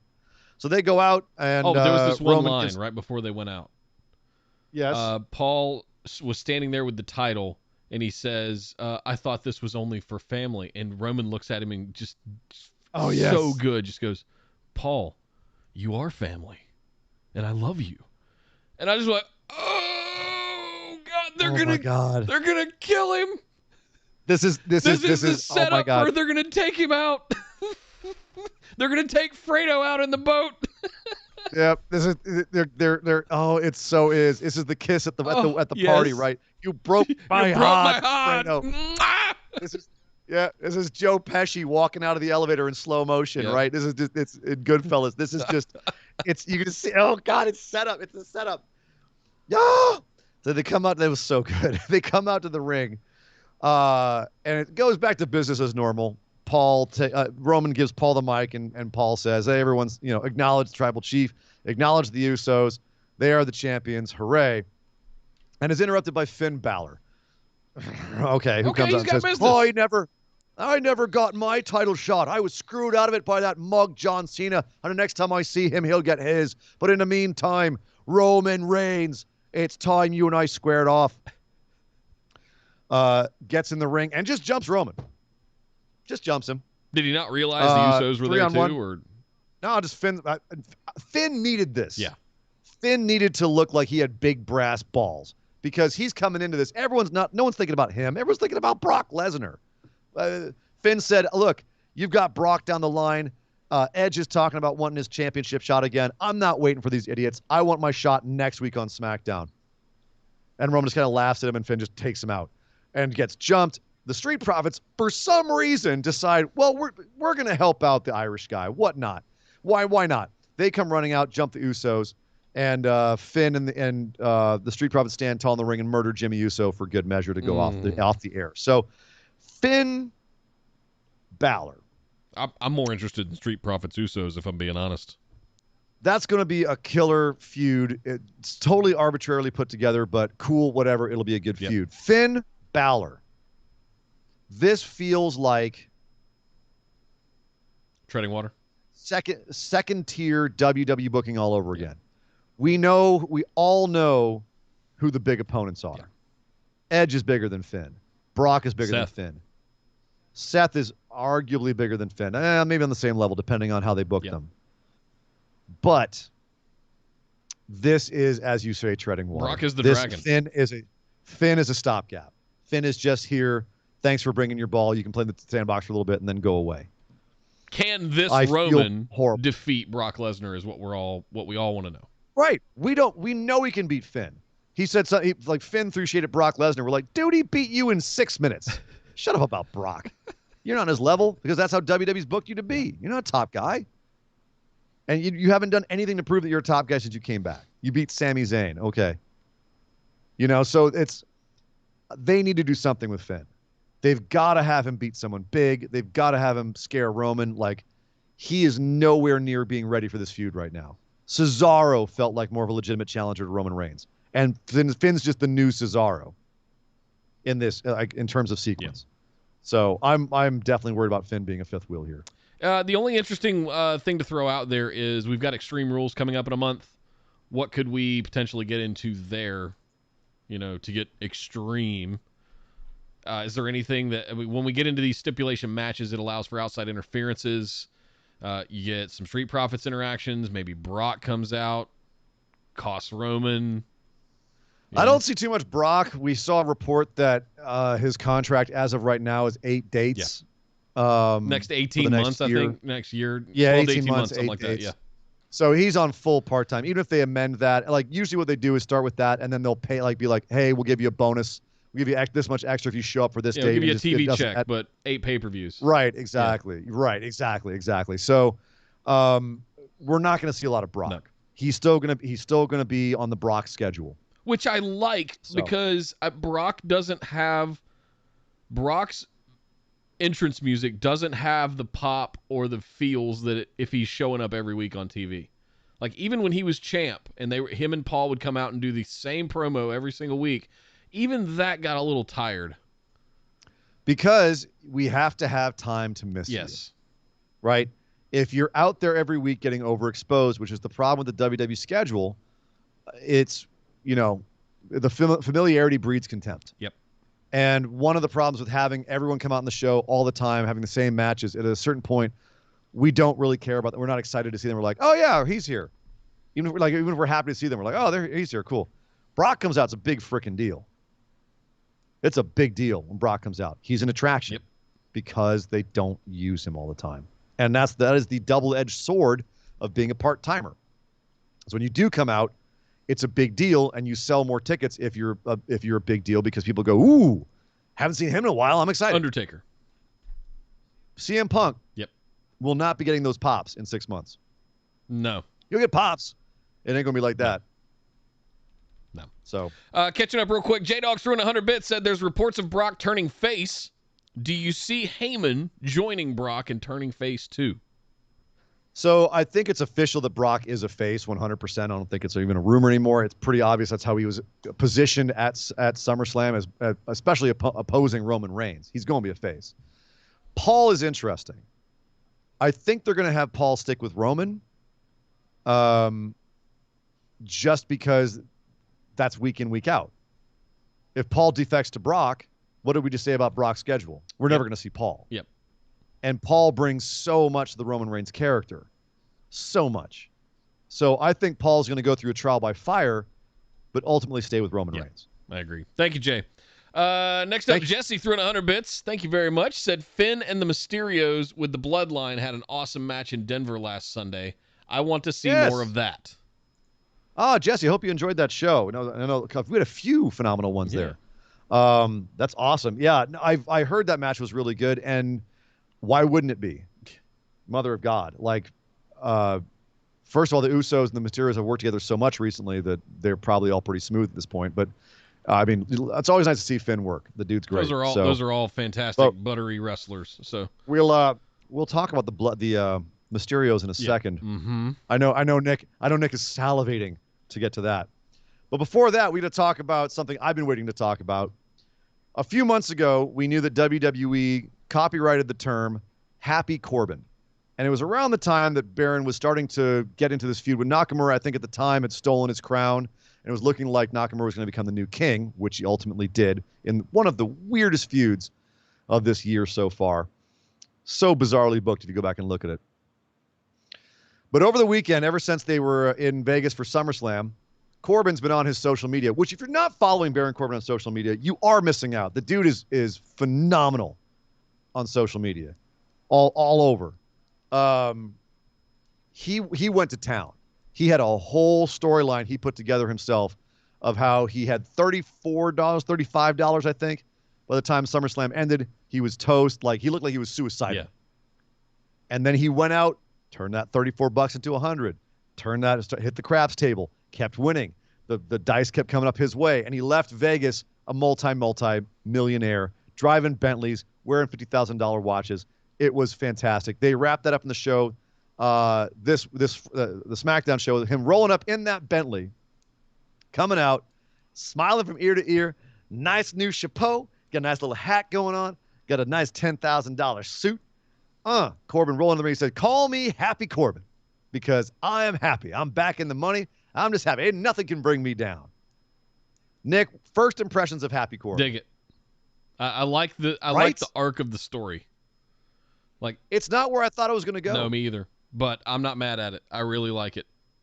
I'm not either, and I definitely think it would have been an uphill battle to get Corbin to be a face, but to completely change what kind of heel he is, and for someone like Corbin, who's always been, at best, like a quiet, surly kind of character, he comes out to the ring, he's got a red carpet in the ring, he's got a table of champagne on it, little for some reason, like a velvet red velvet rope in the, whatever that was. But he's just crowing about how he has so much money and he's so happy, and he wants to make amends because, hey, when I was poor, I did stupid stuff. Big E, come out here. I want to apologize to you, but I also, hey, Big E, it's a nice briefcase you have here. I'm sorry I tried to steal it from you. Tell you what, can I buy it from you? And Big E's gives him a look like, I'll give you $20,000. No, man, I'm not going to sell it to you for $20,000. All right, $50,000. Let me think about that. No, I'm not going to sell it to you for $50,000. Okay, fine. One final offer, $100,000. And at this point, Big E goes, man, that's a lot of money. The kids need braces. You're right. He doesn't have kids. You don't have kids, Big. But I love that. I love you played that. And he said, Baron, no, man, I'm not. No, get out. I'm not selling this damn briefcase. I've got everything I need. Tell you what, I'll make you a counteroffer. How about you give me $20,000 for this half-eaten sandwich I have in my singlet? Or this pencil that for some reason is back around my butt area that I pulled out of my singlet as well. Or how about this? How about this? Where are they? They were in Suey. They were in. He pulls Arkansas. out the boar. They're in Arkansas, Little Rock. He's South Little Rock.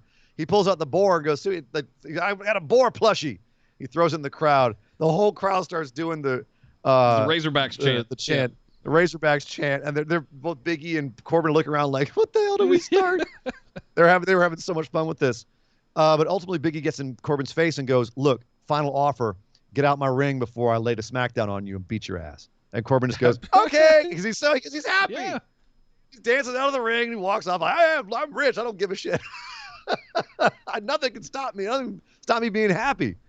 Corbin got to be lively. He got to have like a big grin on his face and really emote and just do all the stuff that we've never seen him do. And he killed it. Absolutely nailed it. It was wildly entertaining. The crowd was invested in this whole thing. I was entertained by this whole thing. It had my complete attention. Like, it's one of those WWE things that could be dumb. And like you see, Nick, how it's weird. Sometimes they do stuff and it comes out and we go, wow, that's really stupid. I hate it. But you see why they do it sometimes, because sometimes it ends up being dumb funny like this. And it's entertaining. It's a lot of references I saw online were made to Cameron Grimes. Could we see Baron Corbin getting involved with Cameron Grimes for the $1 Million Championship? Like, there's places you could go with this. He's got to be careful because he was definitely copping a few Grimes-isms with his speech patterns. Yep. So he doesn't get to be a little bit careful about that. Otherwise, Grimes ain't going to have nowhere to go when he gets up to the main roster. Because, wait, Corbin has my shtick, and he's a foot taller than me. Crap. I'm another little Daniel Bryan guy. Yeah. So, regardless, I'm loving it. Can't wait to see what they do next with Happy Corbin. Yep. When we first heard that they had copyrighted that, it was definitely like oh God, no. Shorty G vibes. But no, this is actually quite good. Yep. Quite good. Speaking of good, Edge cuts a promo about how he didn't like where he had to go on a Saturday at SummerSlam, but he went there, and now that he's cleared all that out of the way, he can, including Seth Rollins, he can go for his true goal, the WWE Universal Championship. Nice little speech. Edge is always very intense. Good promo. Nick, I don't know about you. I was not ready for Seth Rollins' comeback on this. But I loved it. Seth Rollins cuts a promo saying, at first you think he's being very serious. He goes, I have thought a lot about that Edge match last Sunday. And what I want to tell Edge is, thanks. Thank you so much. You so helped me figure out, like, you clear myself out. Like, I needed to lose that. I needed to learn. It's helped me. Seth went to such a creepy place here, Nick. Like, he's tried to go there before. Yeah. He's never gone that goddamn creepy. He's never nailed it like that. Mother of God. Absolute, just awesome. He scared the crap out of me.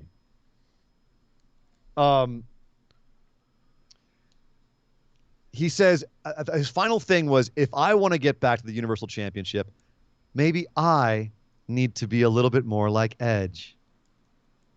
And just kind of stares into the camera, like path through the camera, 1,000-yard stare. I don't think we can do it justice. Like, it's just creepy. It was so you have to see it. Disturbing. We can't recreate it here. Seth absolutely hit this out of the park. I am now very curious to see what Psycho Seth does next. You have my attention. Indeed. A couple of more matches on SmackDown. Nakamura and Rick Boogs come out for a tag team match against the Dirty Dogs. And it was a match. Boogs gets the win. Boogs got to show up and show out, man. He was tossing Dolph Ziggler around like he was a ragdoll. It's almost like they're two old school amateur wrestling guys and they're going out there and having fun, isn't it? They are both very, we always hear the Kent State stuff was referenced by commentary. I think Kevin Owens made like a passing. Yeah, they always talk about the Kent State stuff with Dolph Ziggler. Kevin Owens. That's the other thing we need to talk about tonight. Pat has COVID. He's going to be out for a couple weeks, which is sad. Sad, but it's bound to happen. So we had Corey Graves and Kevin Owens sitting opposite Michael Cole tonight. And the interesting thing was I had forgotten how good at this Kevin Owens was. At just being this sort of passe, making snarky one-liners here and there that just pop me and make me laugh. Just saying stuff like, Dolph Ziggler and his Kent State stuff you guys always talk about. Just for anybody that's watched WWE for the last 10 years, you laughed at that because they always say that. Oh, but he was the best top amateur wrestler at Kent State. And okay. Nothing like the Minnesota Wrecking Crew or anything, but I mean, Kent State. Well, I mean, but Boogs was an NCAA Division I University of Wisconsin guy. He went to the NCAA championships. He He was in the Olympics trials. Like, Bugenhagen's no joke. There's something in the water in Wisconsin and Minnesota, by the way, because they're growing some freaking wrestlers up there for the last 20 years. Something in the cheese. Yes, for sure. But regardless, so Boogs looked like $1 million in this match. He was pretty much the star of the match. And it goes back to what we said when Bugenhagen was in NXT and really didn't get anywhere. Like, had a couple of dark matches and worked the circuits, but never really got TV time. We were like, this guy is a main roster gimmick waiting to happen. He's jacked. He's got good size. He's got talent. He's a huge over-the-top character that's very clear what he is. Like, he's going to do great on the main roster. And here he is doing exactly that. He's gone out and learned to play Nakamura. I don't know that he could play anything else on guitar. He's gone out and learned. He can. He can play. He can play a lot of other stuff. He's learned Nakamura's entrance theme, and he's nailing it now. Like, the first couple of times it was a little rough, but he's nailing it now. It's a lot of fun. But and he's getting the crowd involved on the entrance now. My name is Rick, and they all boogs, and it just echoes back. Oh my God, I didn't see this coming. They had to learn it. They had to learn his whole. Like, he's got now a shtick, and it's going to keep going. Yep. It reminds me a little bit of Rusev Day, only a little bit more push behind it. It reminds me of WWE stands for Walk with Elias. You know, it's sure. The same any kind of those thing. things. Yeah. Any of those shticky things that the crowd gets behind, and good for them. That's what gets over in WWE. It's what WWE gets behind, obviously, because they just beat he pinned Dolph Ziggler clean as a freaking whistle. Yep. Boogs, who came out of nowhere to be what we initially thought was Nakamura's sidekick. Now we're being shown, no, he can win a match in his own right against a former WWE champion. So big feather in their cap. And the only other thing notable about the segment was Apollo popped up in the corner saying, I have had enough. Live via satellite from catering. Yeah, from catering. Nigerian catering. Yes. Damn you. He popped up to say, I cannot believe that the belt's still around that filthy waste of Shinsuke Nakamura. I will have my revenge, because you've never beaten Shinsuke Nakamura, dude. Let it go. You've never beaten him. Stop it. Is the Apollo thing DOA? Is it done? Dude, move on. Yeah. Move on. Like, he beat you. He beat you for the title.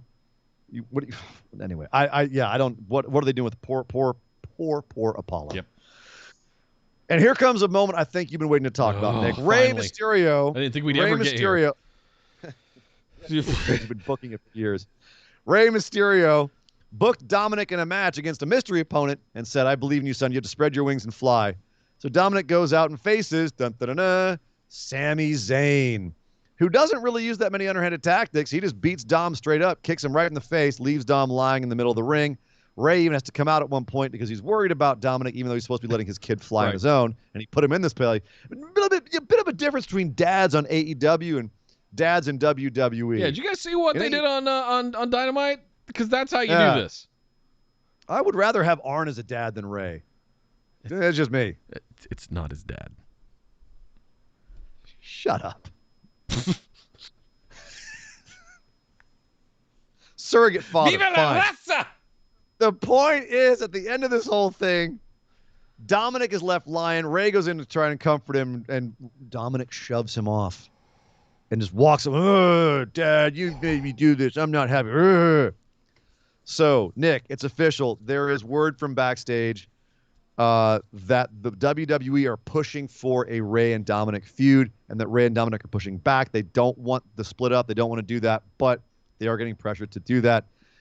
You, sir, have called for Dominic to be turning on Rey for a while now. About 3 years now. About 3 years now. What do you think about the Rey and Dominic feud? Where do you see this going?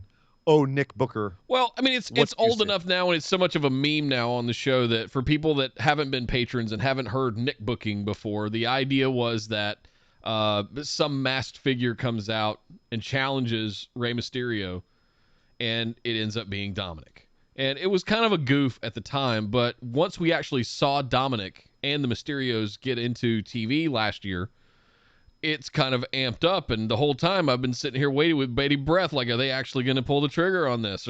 Or, Dom's going to, Aaliyah's dating Buddy Murphy now. Oh, that's a trigger point. Yeah, let's do that. No. Now we've had them as a tag team. They're the first ever father-son tag team champions in WWE history, and we've been doing that for months and months. Now, Now the real story gets to start. Yeah, Nick Stradamus And I mean, strikes again. WWE is known for being so much revisionist history. Why not? Why not make it about the late great Eddie? Why not make it about the fact that there's this confusion and we have to go on Montel Williams and get a paternity test and like all Because it's tasteless. Because it's stupid. Because it's a 15, 16-year-old gimmick that people barely accepted then. And you're missing another part of the equation. You're missing Vicky Guerrero. You have nothing to tie to Eddie right now. Nothing. Except for Eddie's ghost. What's Ray going to represent? Eddie? Who's going to be Eddie in this? You get no reason to bring Eddie into this. None. Zero, zip, zilch, aside from the fact that you want it because you remember a trashy segment from 15 years ago and it's become like a little mini meme in your head. It's the only reason you should have it at all. And I hate it. And that's... I don't want to get into Nick booking again. Too late. It's a missed opportunity in my opinion. We could have had Seth be the trigger point for this whole thing last year when they were feuding with the Mysterios. That's when you wanted it. Yeah, but we wouldn't have had the father-son tag team champions then. True, but I like where Seth's going now. I don't think it would work now if they tried to do something like that, but Seth could be the one that like started whispering in Dominic's ear like, "Hey, did you know Ray's not your real dad?" Huh? What do you mean? And just start like feeding him all that stuff. Your obsession with it. They can do the breakup angle with it just being Ray not being the dad that Dominic wants and Dominic splitting off. It's going to be boring. It's going to be boring, guys. They're not gonna do Nick booking justice. Sorry. Because that's the metric that they're looking for in WWE. God, thank you, Kyle. Kyle said, I mean, everyone pretty much remembers the Eddie angle, Ian, and make jokes about it. It's not just Nick. I honestly want it too. They make jokes about it. They don't take it seriously. They don't look at it and go, you know what that should be is a modern angle that people take seriously. Yeah, but footage they have. They've got the ladder match. They've got all kinds of stuff that they could pull from. How images of Dom with his frosted tips and blonde hair and all kinds of stuff they could pull up from. They would be accused of milking Eddie's legacy and not doing it justice. They've been doing that for 20 years. And you know what? We can't get a new splash without an Eddie call back to Eddie Guerrero, the late great Eddie. They've been doing that for 20. In glowing terms, you don't have the angle about how he was, like lied, cheat, and steal. You don't hear about lied, cheat, and steal anymore, do you? No, it's not. But, this wouldn't be about that either. I'm a Mexican. I lied, cheat, and steal. I didn't say it. It's in his song. Go read the lyrics. They don't talk about that anymore. They just talk about how great Eddie was. If they bring him into this, it's not going to be a glowing memory of his legacy. It's going to be like, oh yeah, Eddie totally banged Ray's wife while Ray wasn't looking because he's Eddie. Light, cheat, steal. Viva la that's so. No, I don't think it would be a good idea to bring it back. Like, is it something people still talk about? Yes, we still talk about Triple H banging Katie Vick. Not a good idea to reference that anymore, is it? Just because it's memorable. Mark Henry fathered a hand with Mae Young. We referenced that at Raw 1000. No need to reference it anymore. The meme is dead. Triple H, Stephanie, and Tess. So, another one. Yeah. Edge and Lita. Doesn't need to be remembered in canon. Anyway. Yeah, it's going to be interesting to see how they do this. 9 times out of 10, I would bet that they're going to screw this up and it's going to be boring and we're all going to hate it. Well, the chat seems to be on your side. Call me. Eddie was the sperm donor to sleep with Ray's wife. That's what you think. Yeah, Eddie froze his sperm. That's what he did. He was right. He didn't freeze his sperm. He put his balls on an ice pack and called it frozen sperm. And I was the sperm donor. I did it myself. I donated the sperm personally. Yes. Anyway, the bottom line is that Nick is calling for the Eddie angle to be resuscitated here.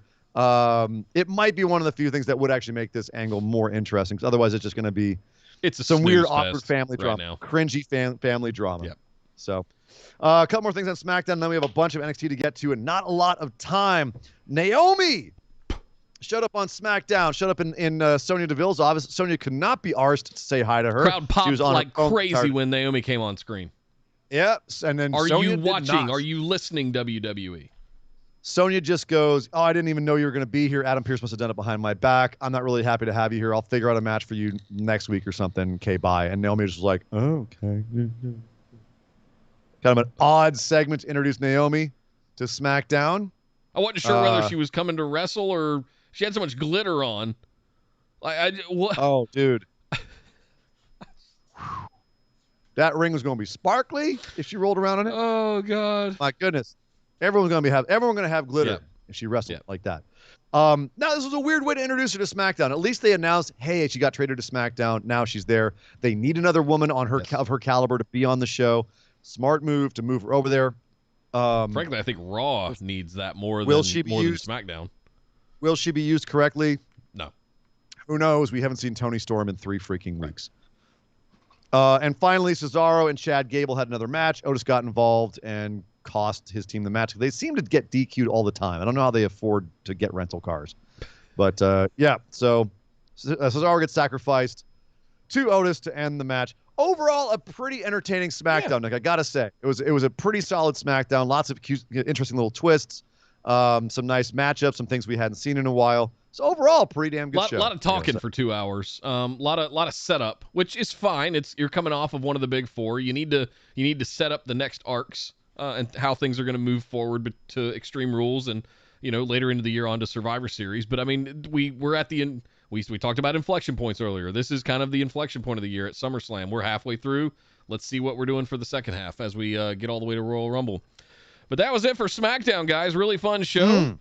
But there's some stuff we still need to go talk about that happened earlier in the week over on NXT.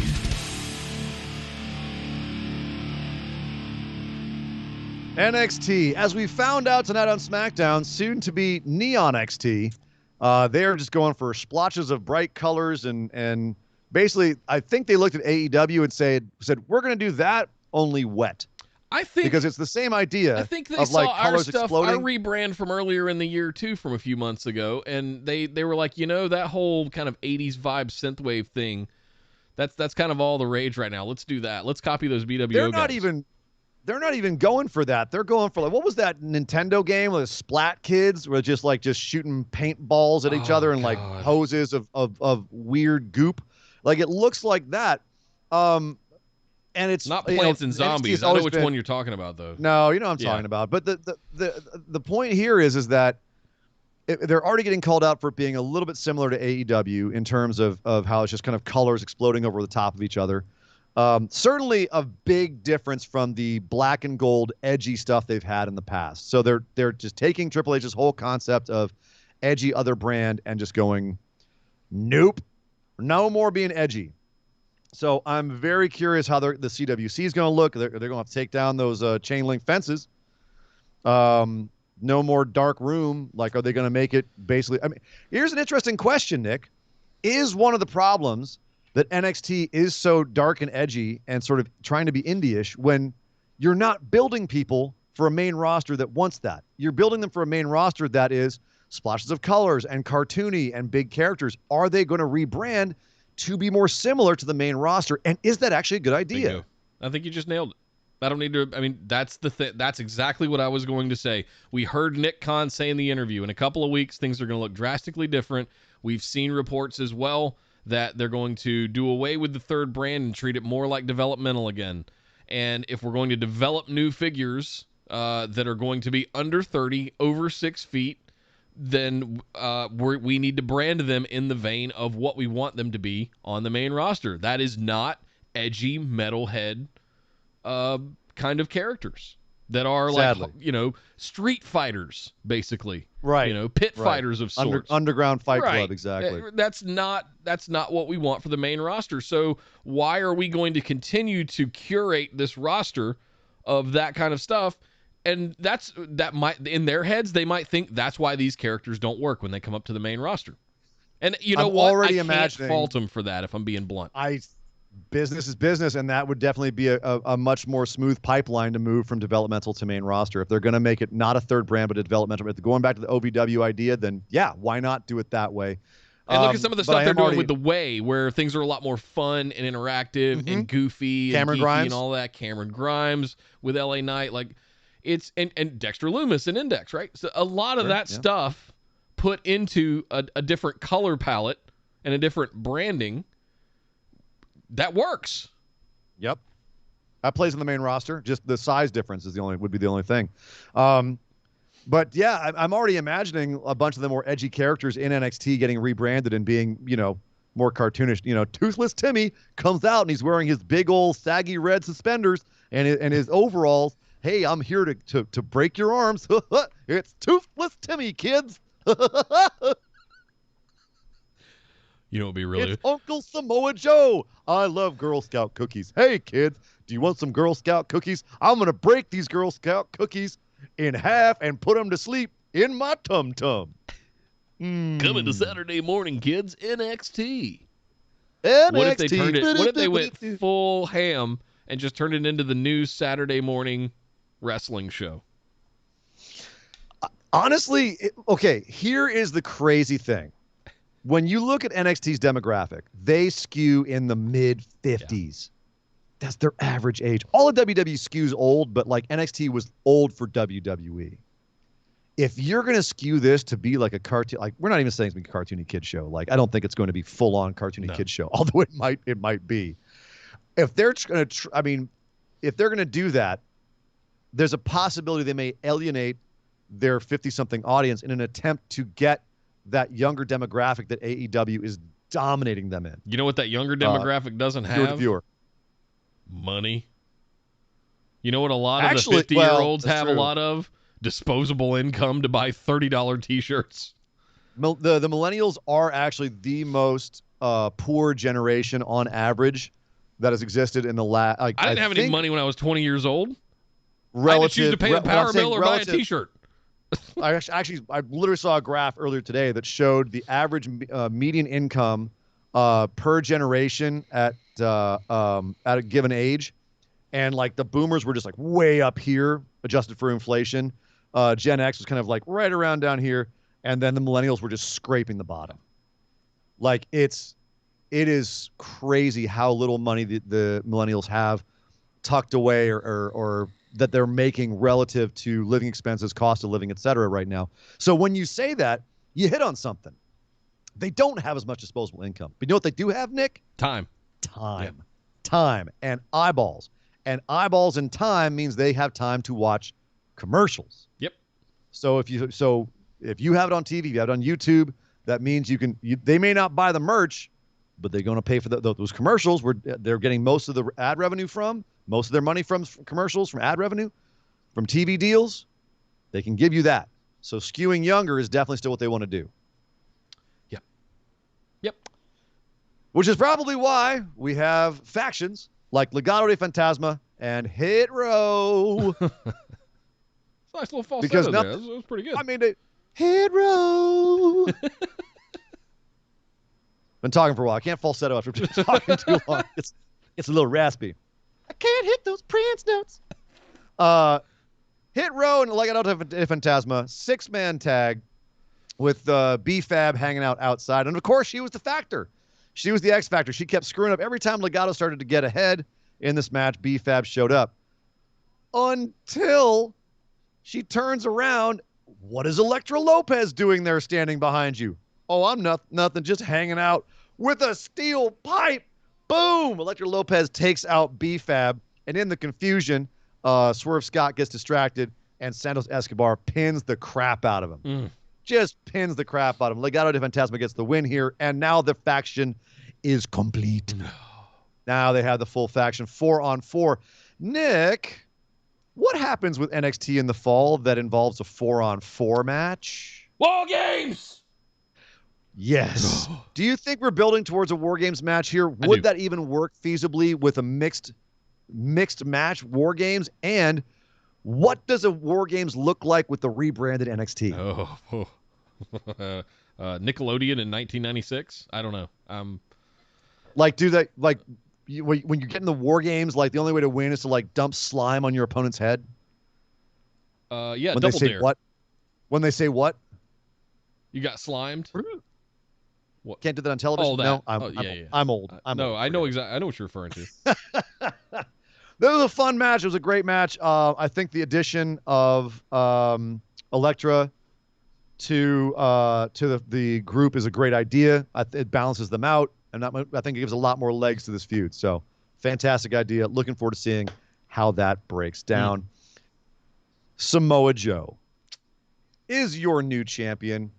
And I loved his line. He came out to cut a promo on being the new champ, and he said, hey, man, one thing about being the 3-time champ that you have the experience to know that this is a den of savages. And the handshakes are a little colder. The stares are a little bit longer. So I'm not going to wait until someone comes to get me. I'm going to ask you to come out and face me face to face. Who wants some? Yeah. Who wants a piece of Joe? Well, we knew the dude that came out, we knew he wanted some because they've been staring each other down for weeks. Pete Dunne. Oh. First one to come out. Oh. And say, come on, you keep eyeballing me, I keep eyeballing you. You know how this is going to go. They get in the ring, they start to face off. Looks like something's going to happen. Well, who should interrupt but LA Knight comes out and says, hey, man, I may not be the $1 million champ, but that's okay because that guy that you beat, Joe, I could have beaten him in 45 seconds. And if you give me a match, I'll beat you the same way. LA Knight shooting his shot. And then out comes a limping Kyle O'Reilly at the top of the ring to call Pete Dunne, Pete Dune, LA Knight, Law Knight, and Joe calls him Samoa Joseph. Very cute. And he says, hey, man, I won the Undisputed Finale, so I should get a title shot. Well, Ridge Holland decided to say no to that. You're going to be hearing a lot about Ridge Holland on this show because he came out, murdered Kyle O'Reilly, chased LA Knight through the ring. LA Knight ends up getting choked and tossed out of the ring by Joe. And Pete Dunne also gets chased out of the whole thing. So Joe has a lot of contenders here, Nick.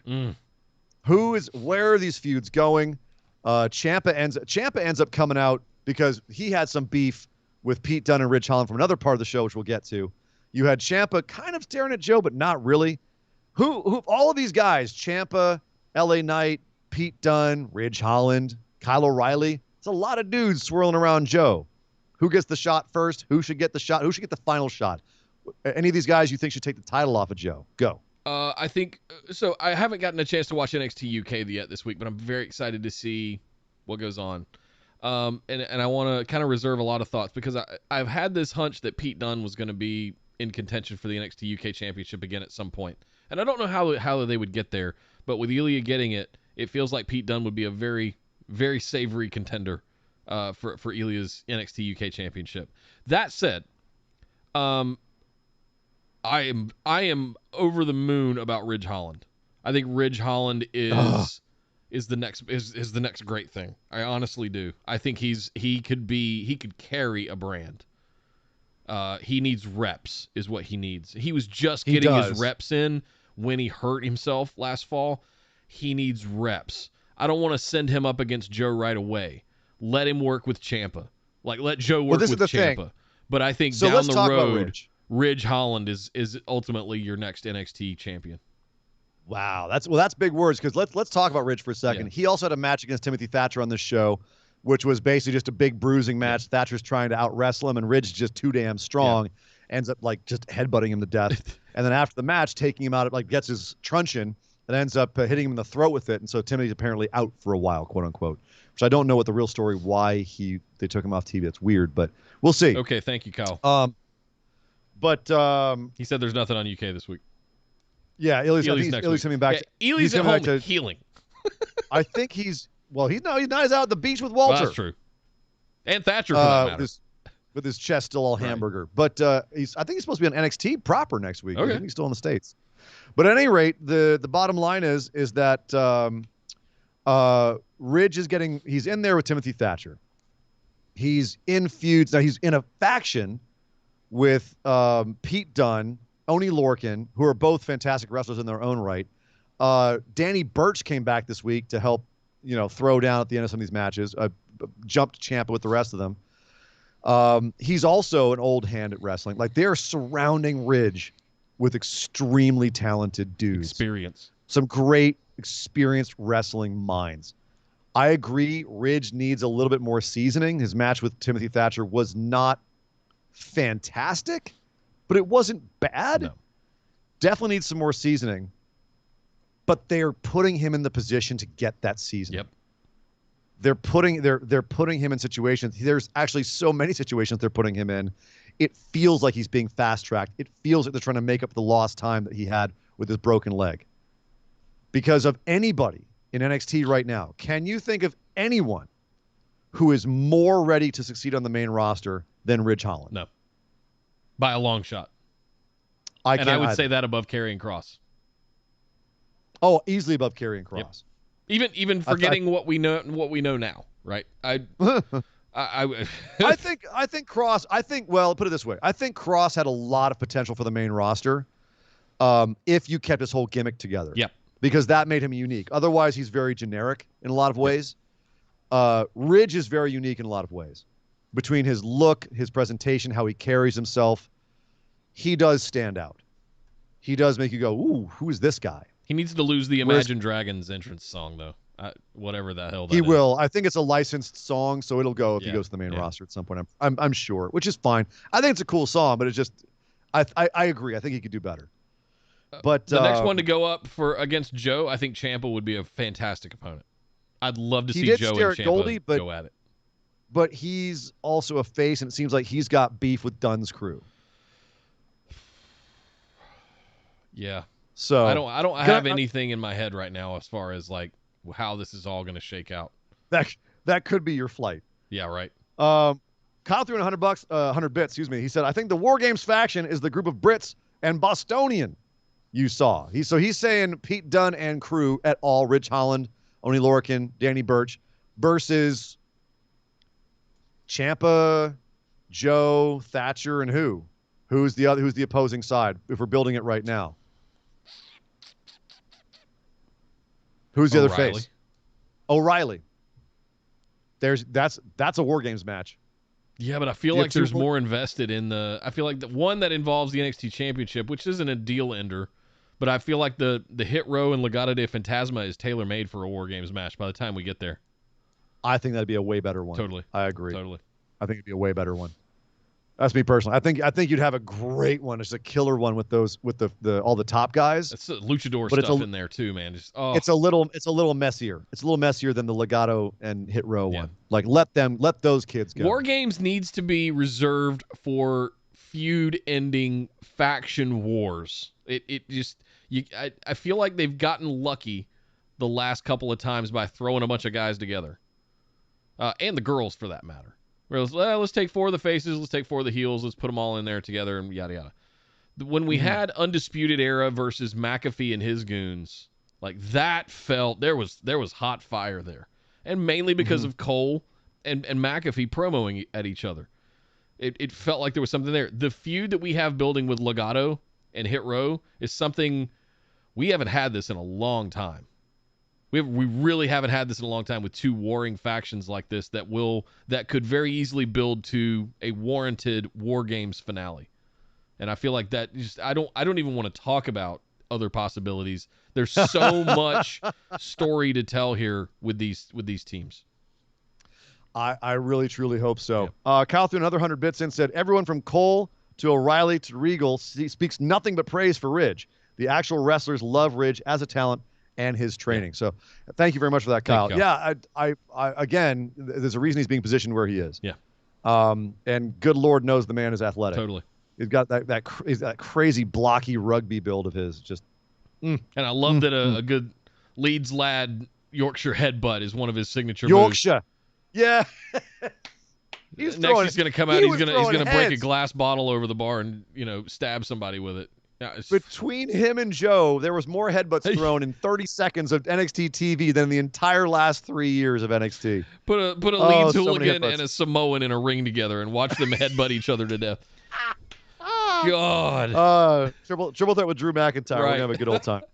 All right, lots more show to get to and not a lot of time. Grimes and DiBiase's saga is over. Ted DiBiase came in to cut a promo with Cameron Grimes in the middle of the ring saying, I was looking for someone with heart and grit and determination and all the qualities that makes $1 million champion, and you were it.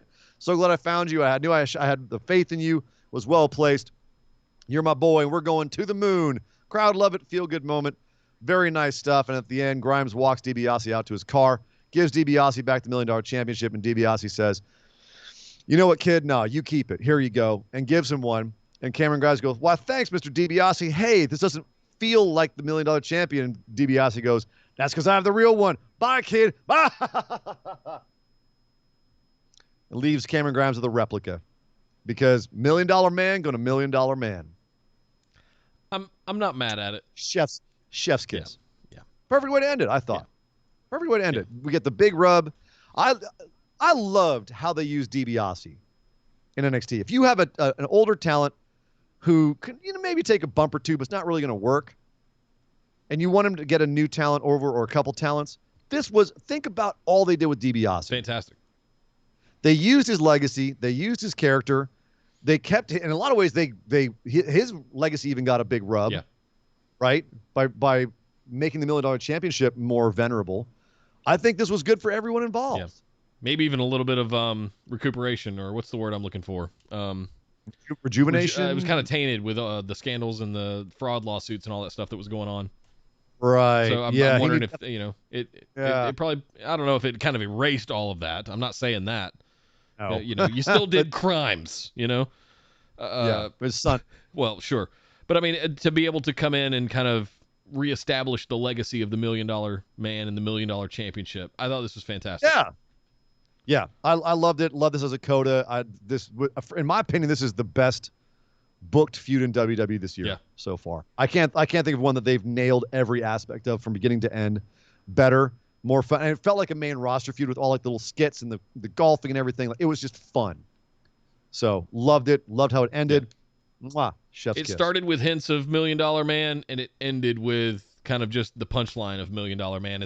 All the way back to him. Remember, he was dribbling the basketball and giving people money and all that. Yeah. Damn you, DiBiase! Goddamn Ted DiBiase! And he ended it with a nice little wistful, goddamn DiBiase. Just beautiful. Yeah. Sometimes as simple is better. Right. Breakout tournament. Nothing simple about this. Nope. Carmelo Hayes had a big mountain to climb in Odyssey Jones. Ooh. It wasn't going to be simple, and it wasn't going to be easy.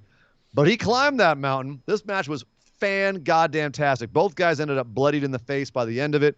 Odyssey very obviously just completely outsizing Carmelo Jones and Carmelo Hayes. And it just was a matter of, can Hayes survive? And they had interviews with both the guys before the match. Both their interviews were great. Just came across as just cool guys that you want to see both of them win. Happy either way. And the ending came down to Carmelo hitting the big moves and Odyssey not staying down for them, getting up and able to nail a big splash on Hayes. And you go, it's all over. But Odyssey Jones celebrates too early, raises his hand to celebrate, and Hayes is able to kick out and transfer into a crucifix pin and uses the big man's own weight against him. 1, 2, 3, surprise, roll-up pin for the win. Carmelo Hayes is your breakout tournament champion. Fantastic storytelling of using his weight against him, using his size against him. Loved this. I thought it was fan-freaking-tastic. I've been on the Carmelo Hayes train from the beginning. Yes. But I thought this was better than I expected it to be. I expected Odyssey Jones to come in and squash him, frankly. That's kind of what I expected. I didn't expect a squash. I thought Odyssey was going to take it just because I originally, and I started to doubt that as the week went on.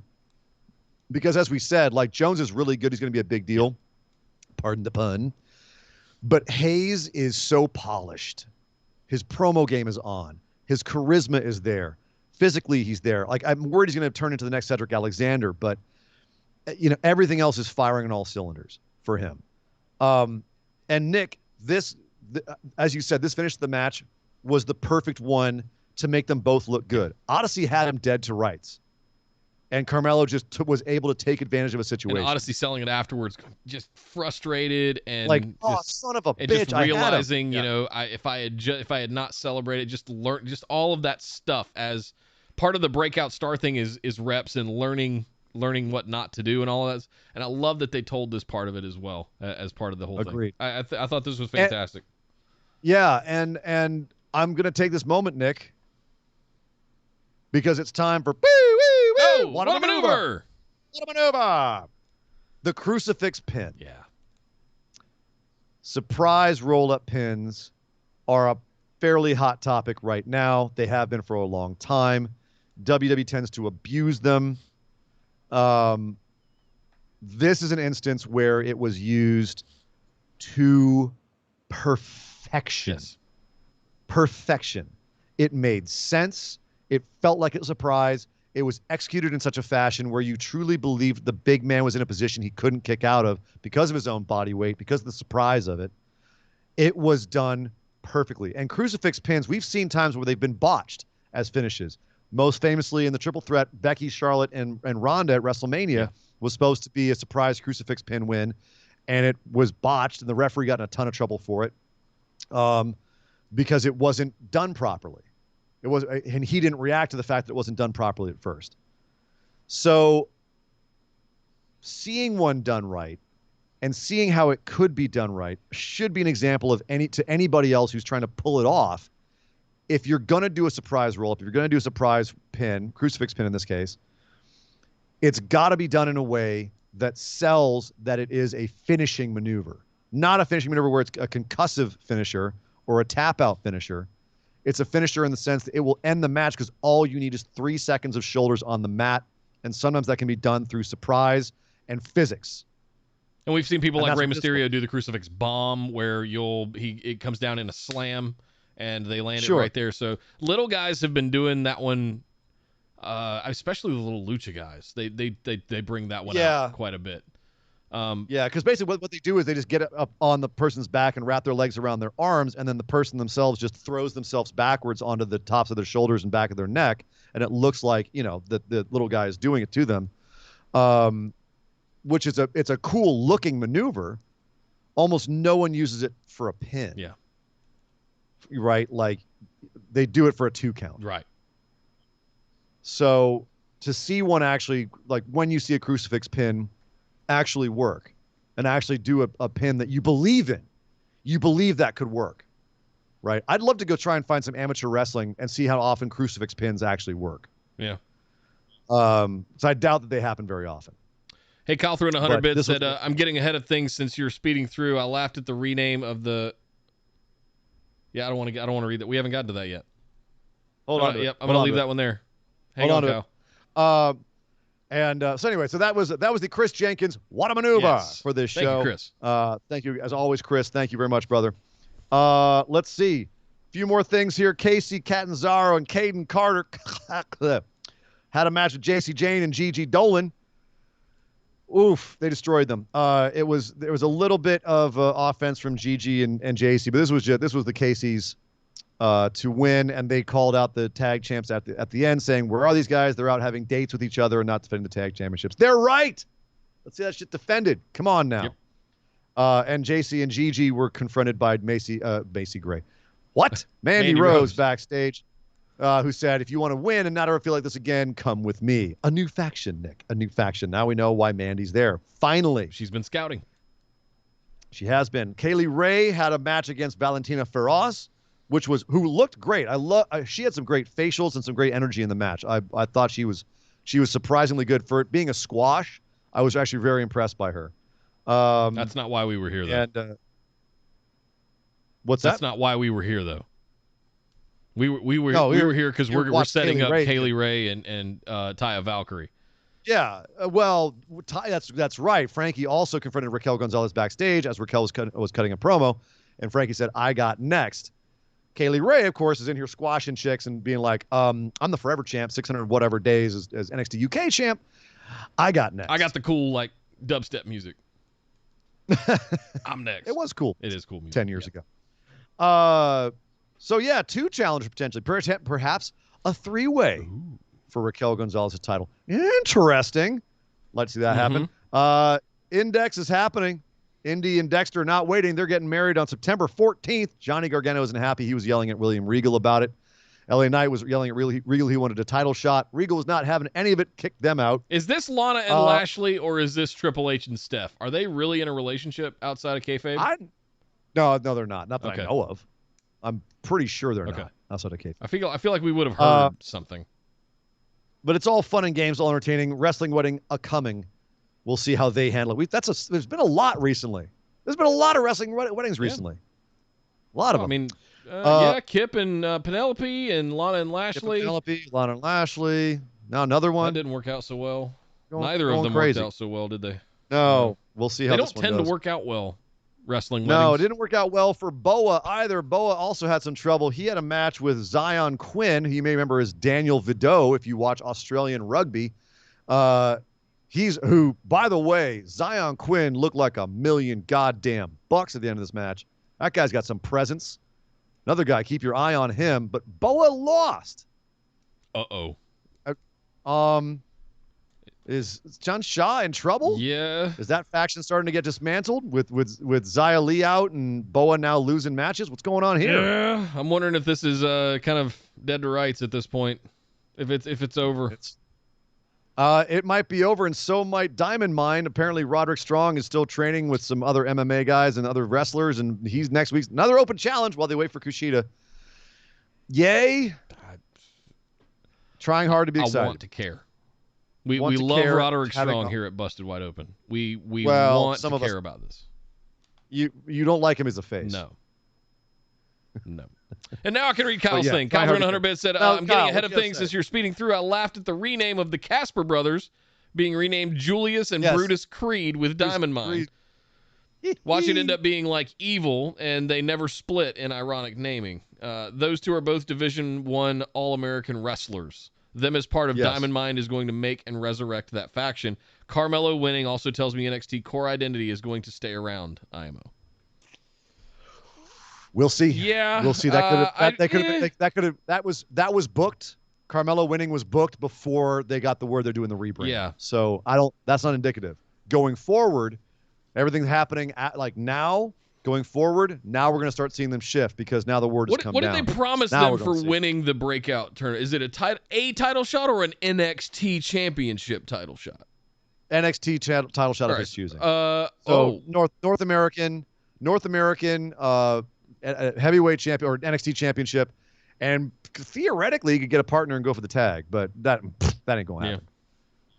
So I want to see Kushida and Carmelo Hayes go nuts. Or cruiserweight. You're right. Or cruiserweight. Put that in my. But that's it. So NXT was a pretty good show this week as well. Some entertaining stuff. Overall, an extremely good week of wrestling, top to bottom. Cannot be mad at the wonderful buffet of graps that we have in front of us, Nick. But that actually leads us, I think, very nicely into a little segment we like to do at the end of our shows that we call our moment of positivity. Mop.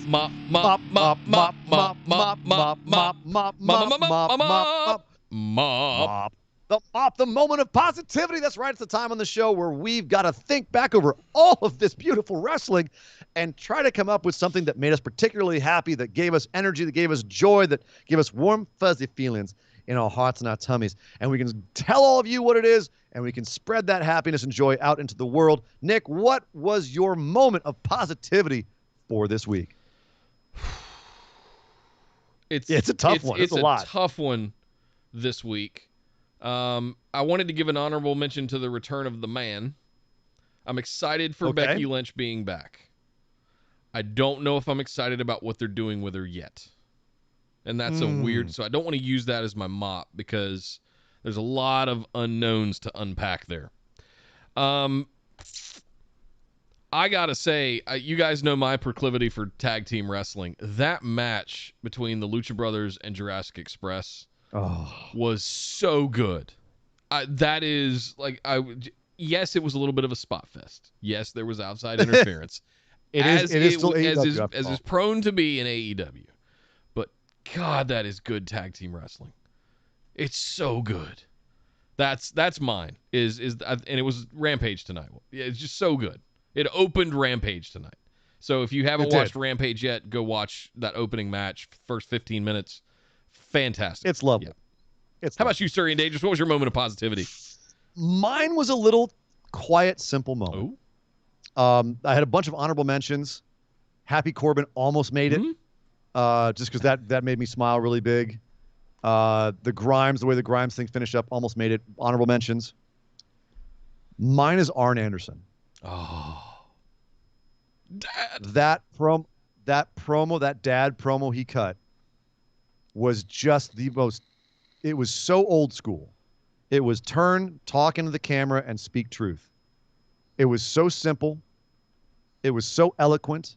It was so perfectly worded and said with just such simplicity and such a genuineness that we can all relate to as well. Right? It was, you look at that and go, damn, that's a true dad right there. Right? That is what you want to hear your dad say when you go out there and do something stupid and get yourself into a mess. That's a babyface dad. Yeah. You want to hear your dad say that. You want to hear him say, you know what? He's going to make his mistakes, but I'm going to love it. I'm going to be his corner anyway, and I'll help him pick up the pieces. Oh my God. It was so good. And the beauty of it was its simplicity. So that was my moment of positivity. Arn Anderson absolutely crushing the simplest of promos and really making that angle mean that much more because of just something so like little detail like that made it so much more emotionally effective. So that was mine. It was fantastic. Bunch of great wrestling. I have one more. Cannot complain. All right, one more and let's get us out of here. You carrying the show tonight because I'm going on 24 hours. I'm blown up. You got this. We survived. We made it. You're almost there, buddy. You got this, Nick. Everyone, thank you so much for listening to us tonight. I really appreciate it. Nick really appreciates it as well. I'm sure he'd say that if he wasn't half asleep right now.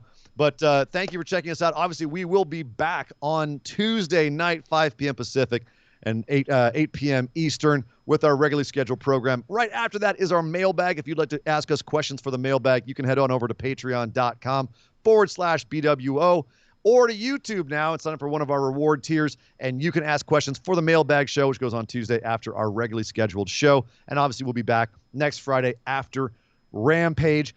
All of our links are on linktree.com/BWO. It's just easier if you just want to go there, and everything's there. Linktree.com/BWO. Tell your family, tell your friends, get other people involved with BWO. Our universe needs to grow to survive. And thank you to all of our phenomenal patrons who do support the show and keep us going. And thank you to all the listeners and watchers out there on Facebook, Twitch, and of course, YouTube. You guys are amazing. Thank you for checking out the show. We appreciate it more than you could ever possibly know. Thank you guys so much. We are out of here. Nick, take us home, baby. Yes, guys. Thank you, Ian, for doing all of that, too. My name is Nick Howell. You can find me on Twitter at DataCenterDude. And I am Sir Ian Dangerous. You can find me on Twitter at Sir Ian Dangerous. But by God! Would somebody stop the damn match? This show is part of the Orbital Jigsaw Network. For more episodes, subscribe to us on iTunes, Google Play, or Stitcher Radio. For details and show notes from each episode, check us out, orbitaljigsaw.com.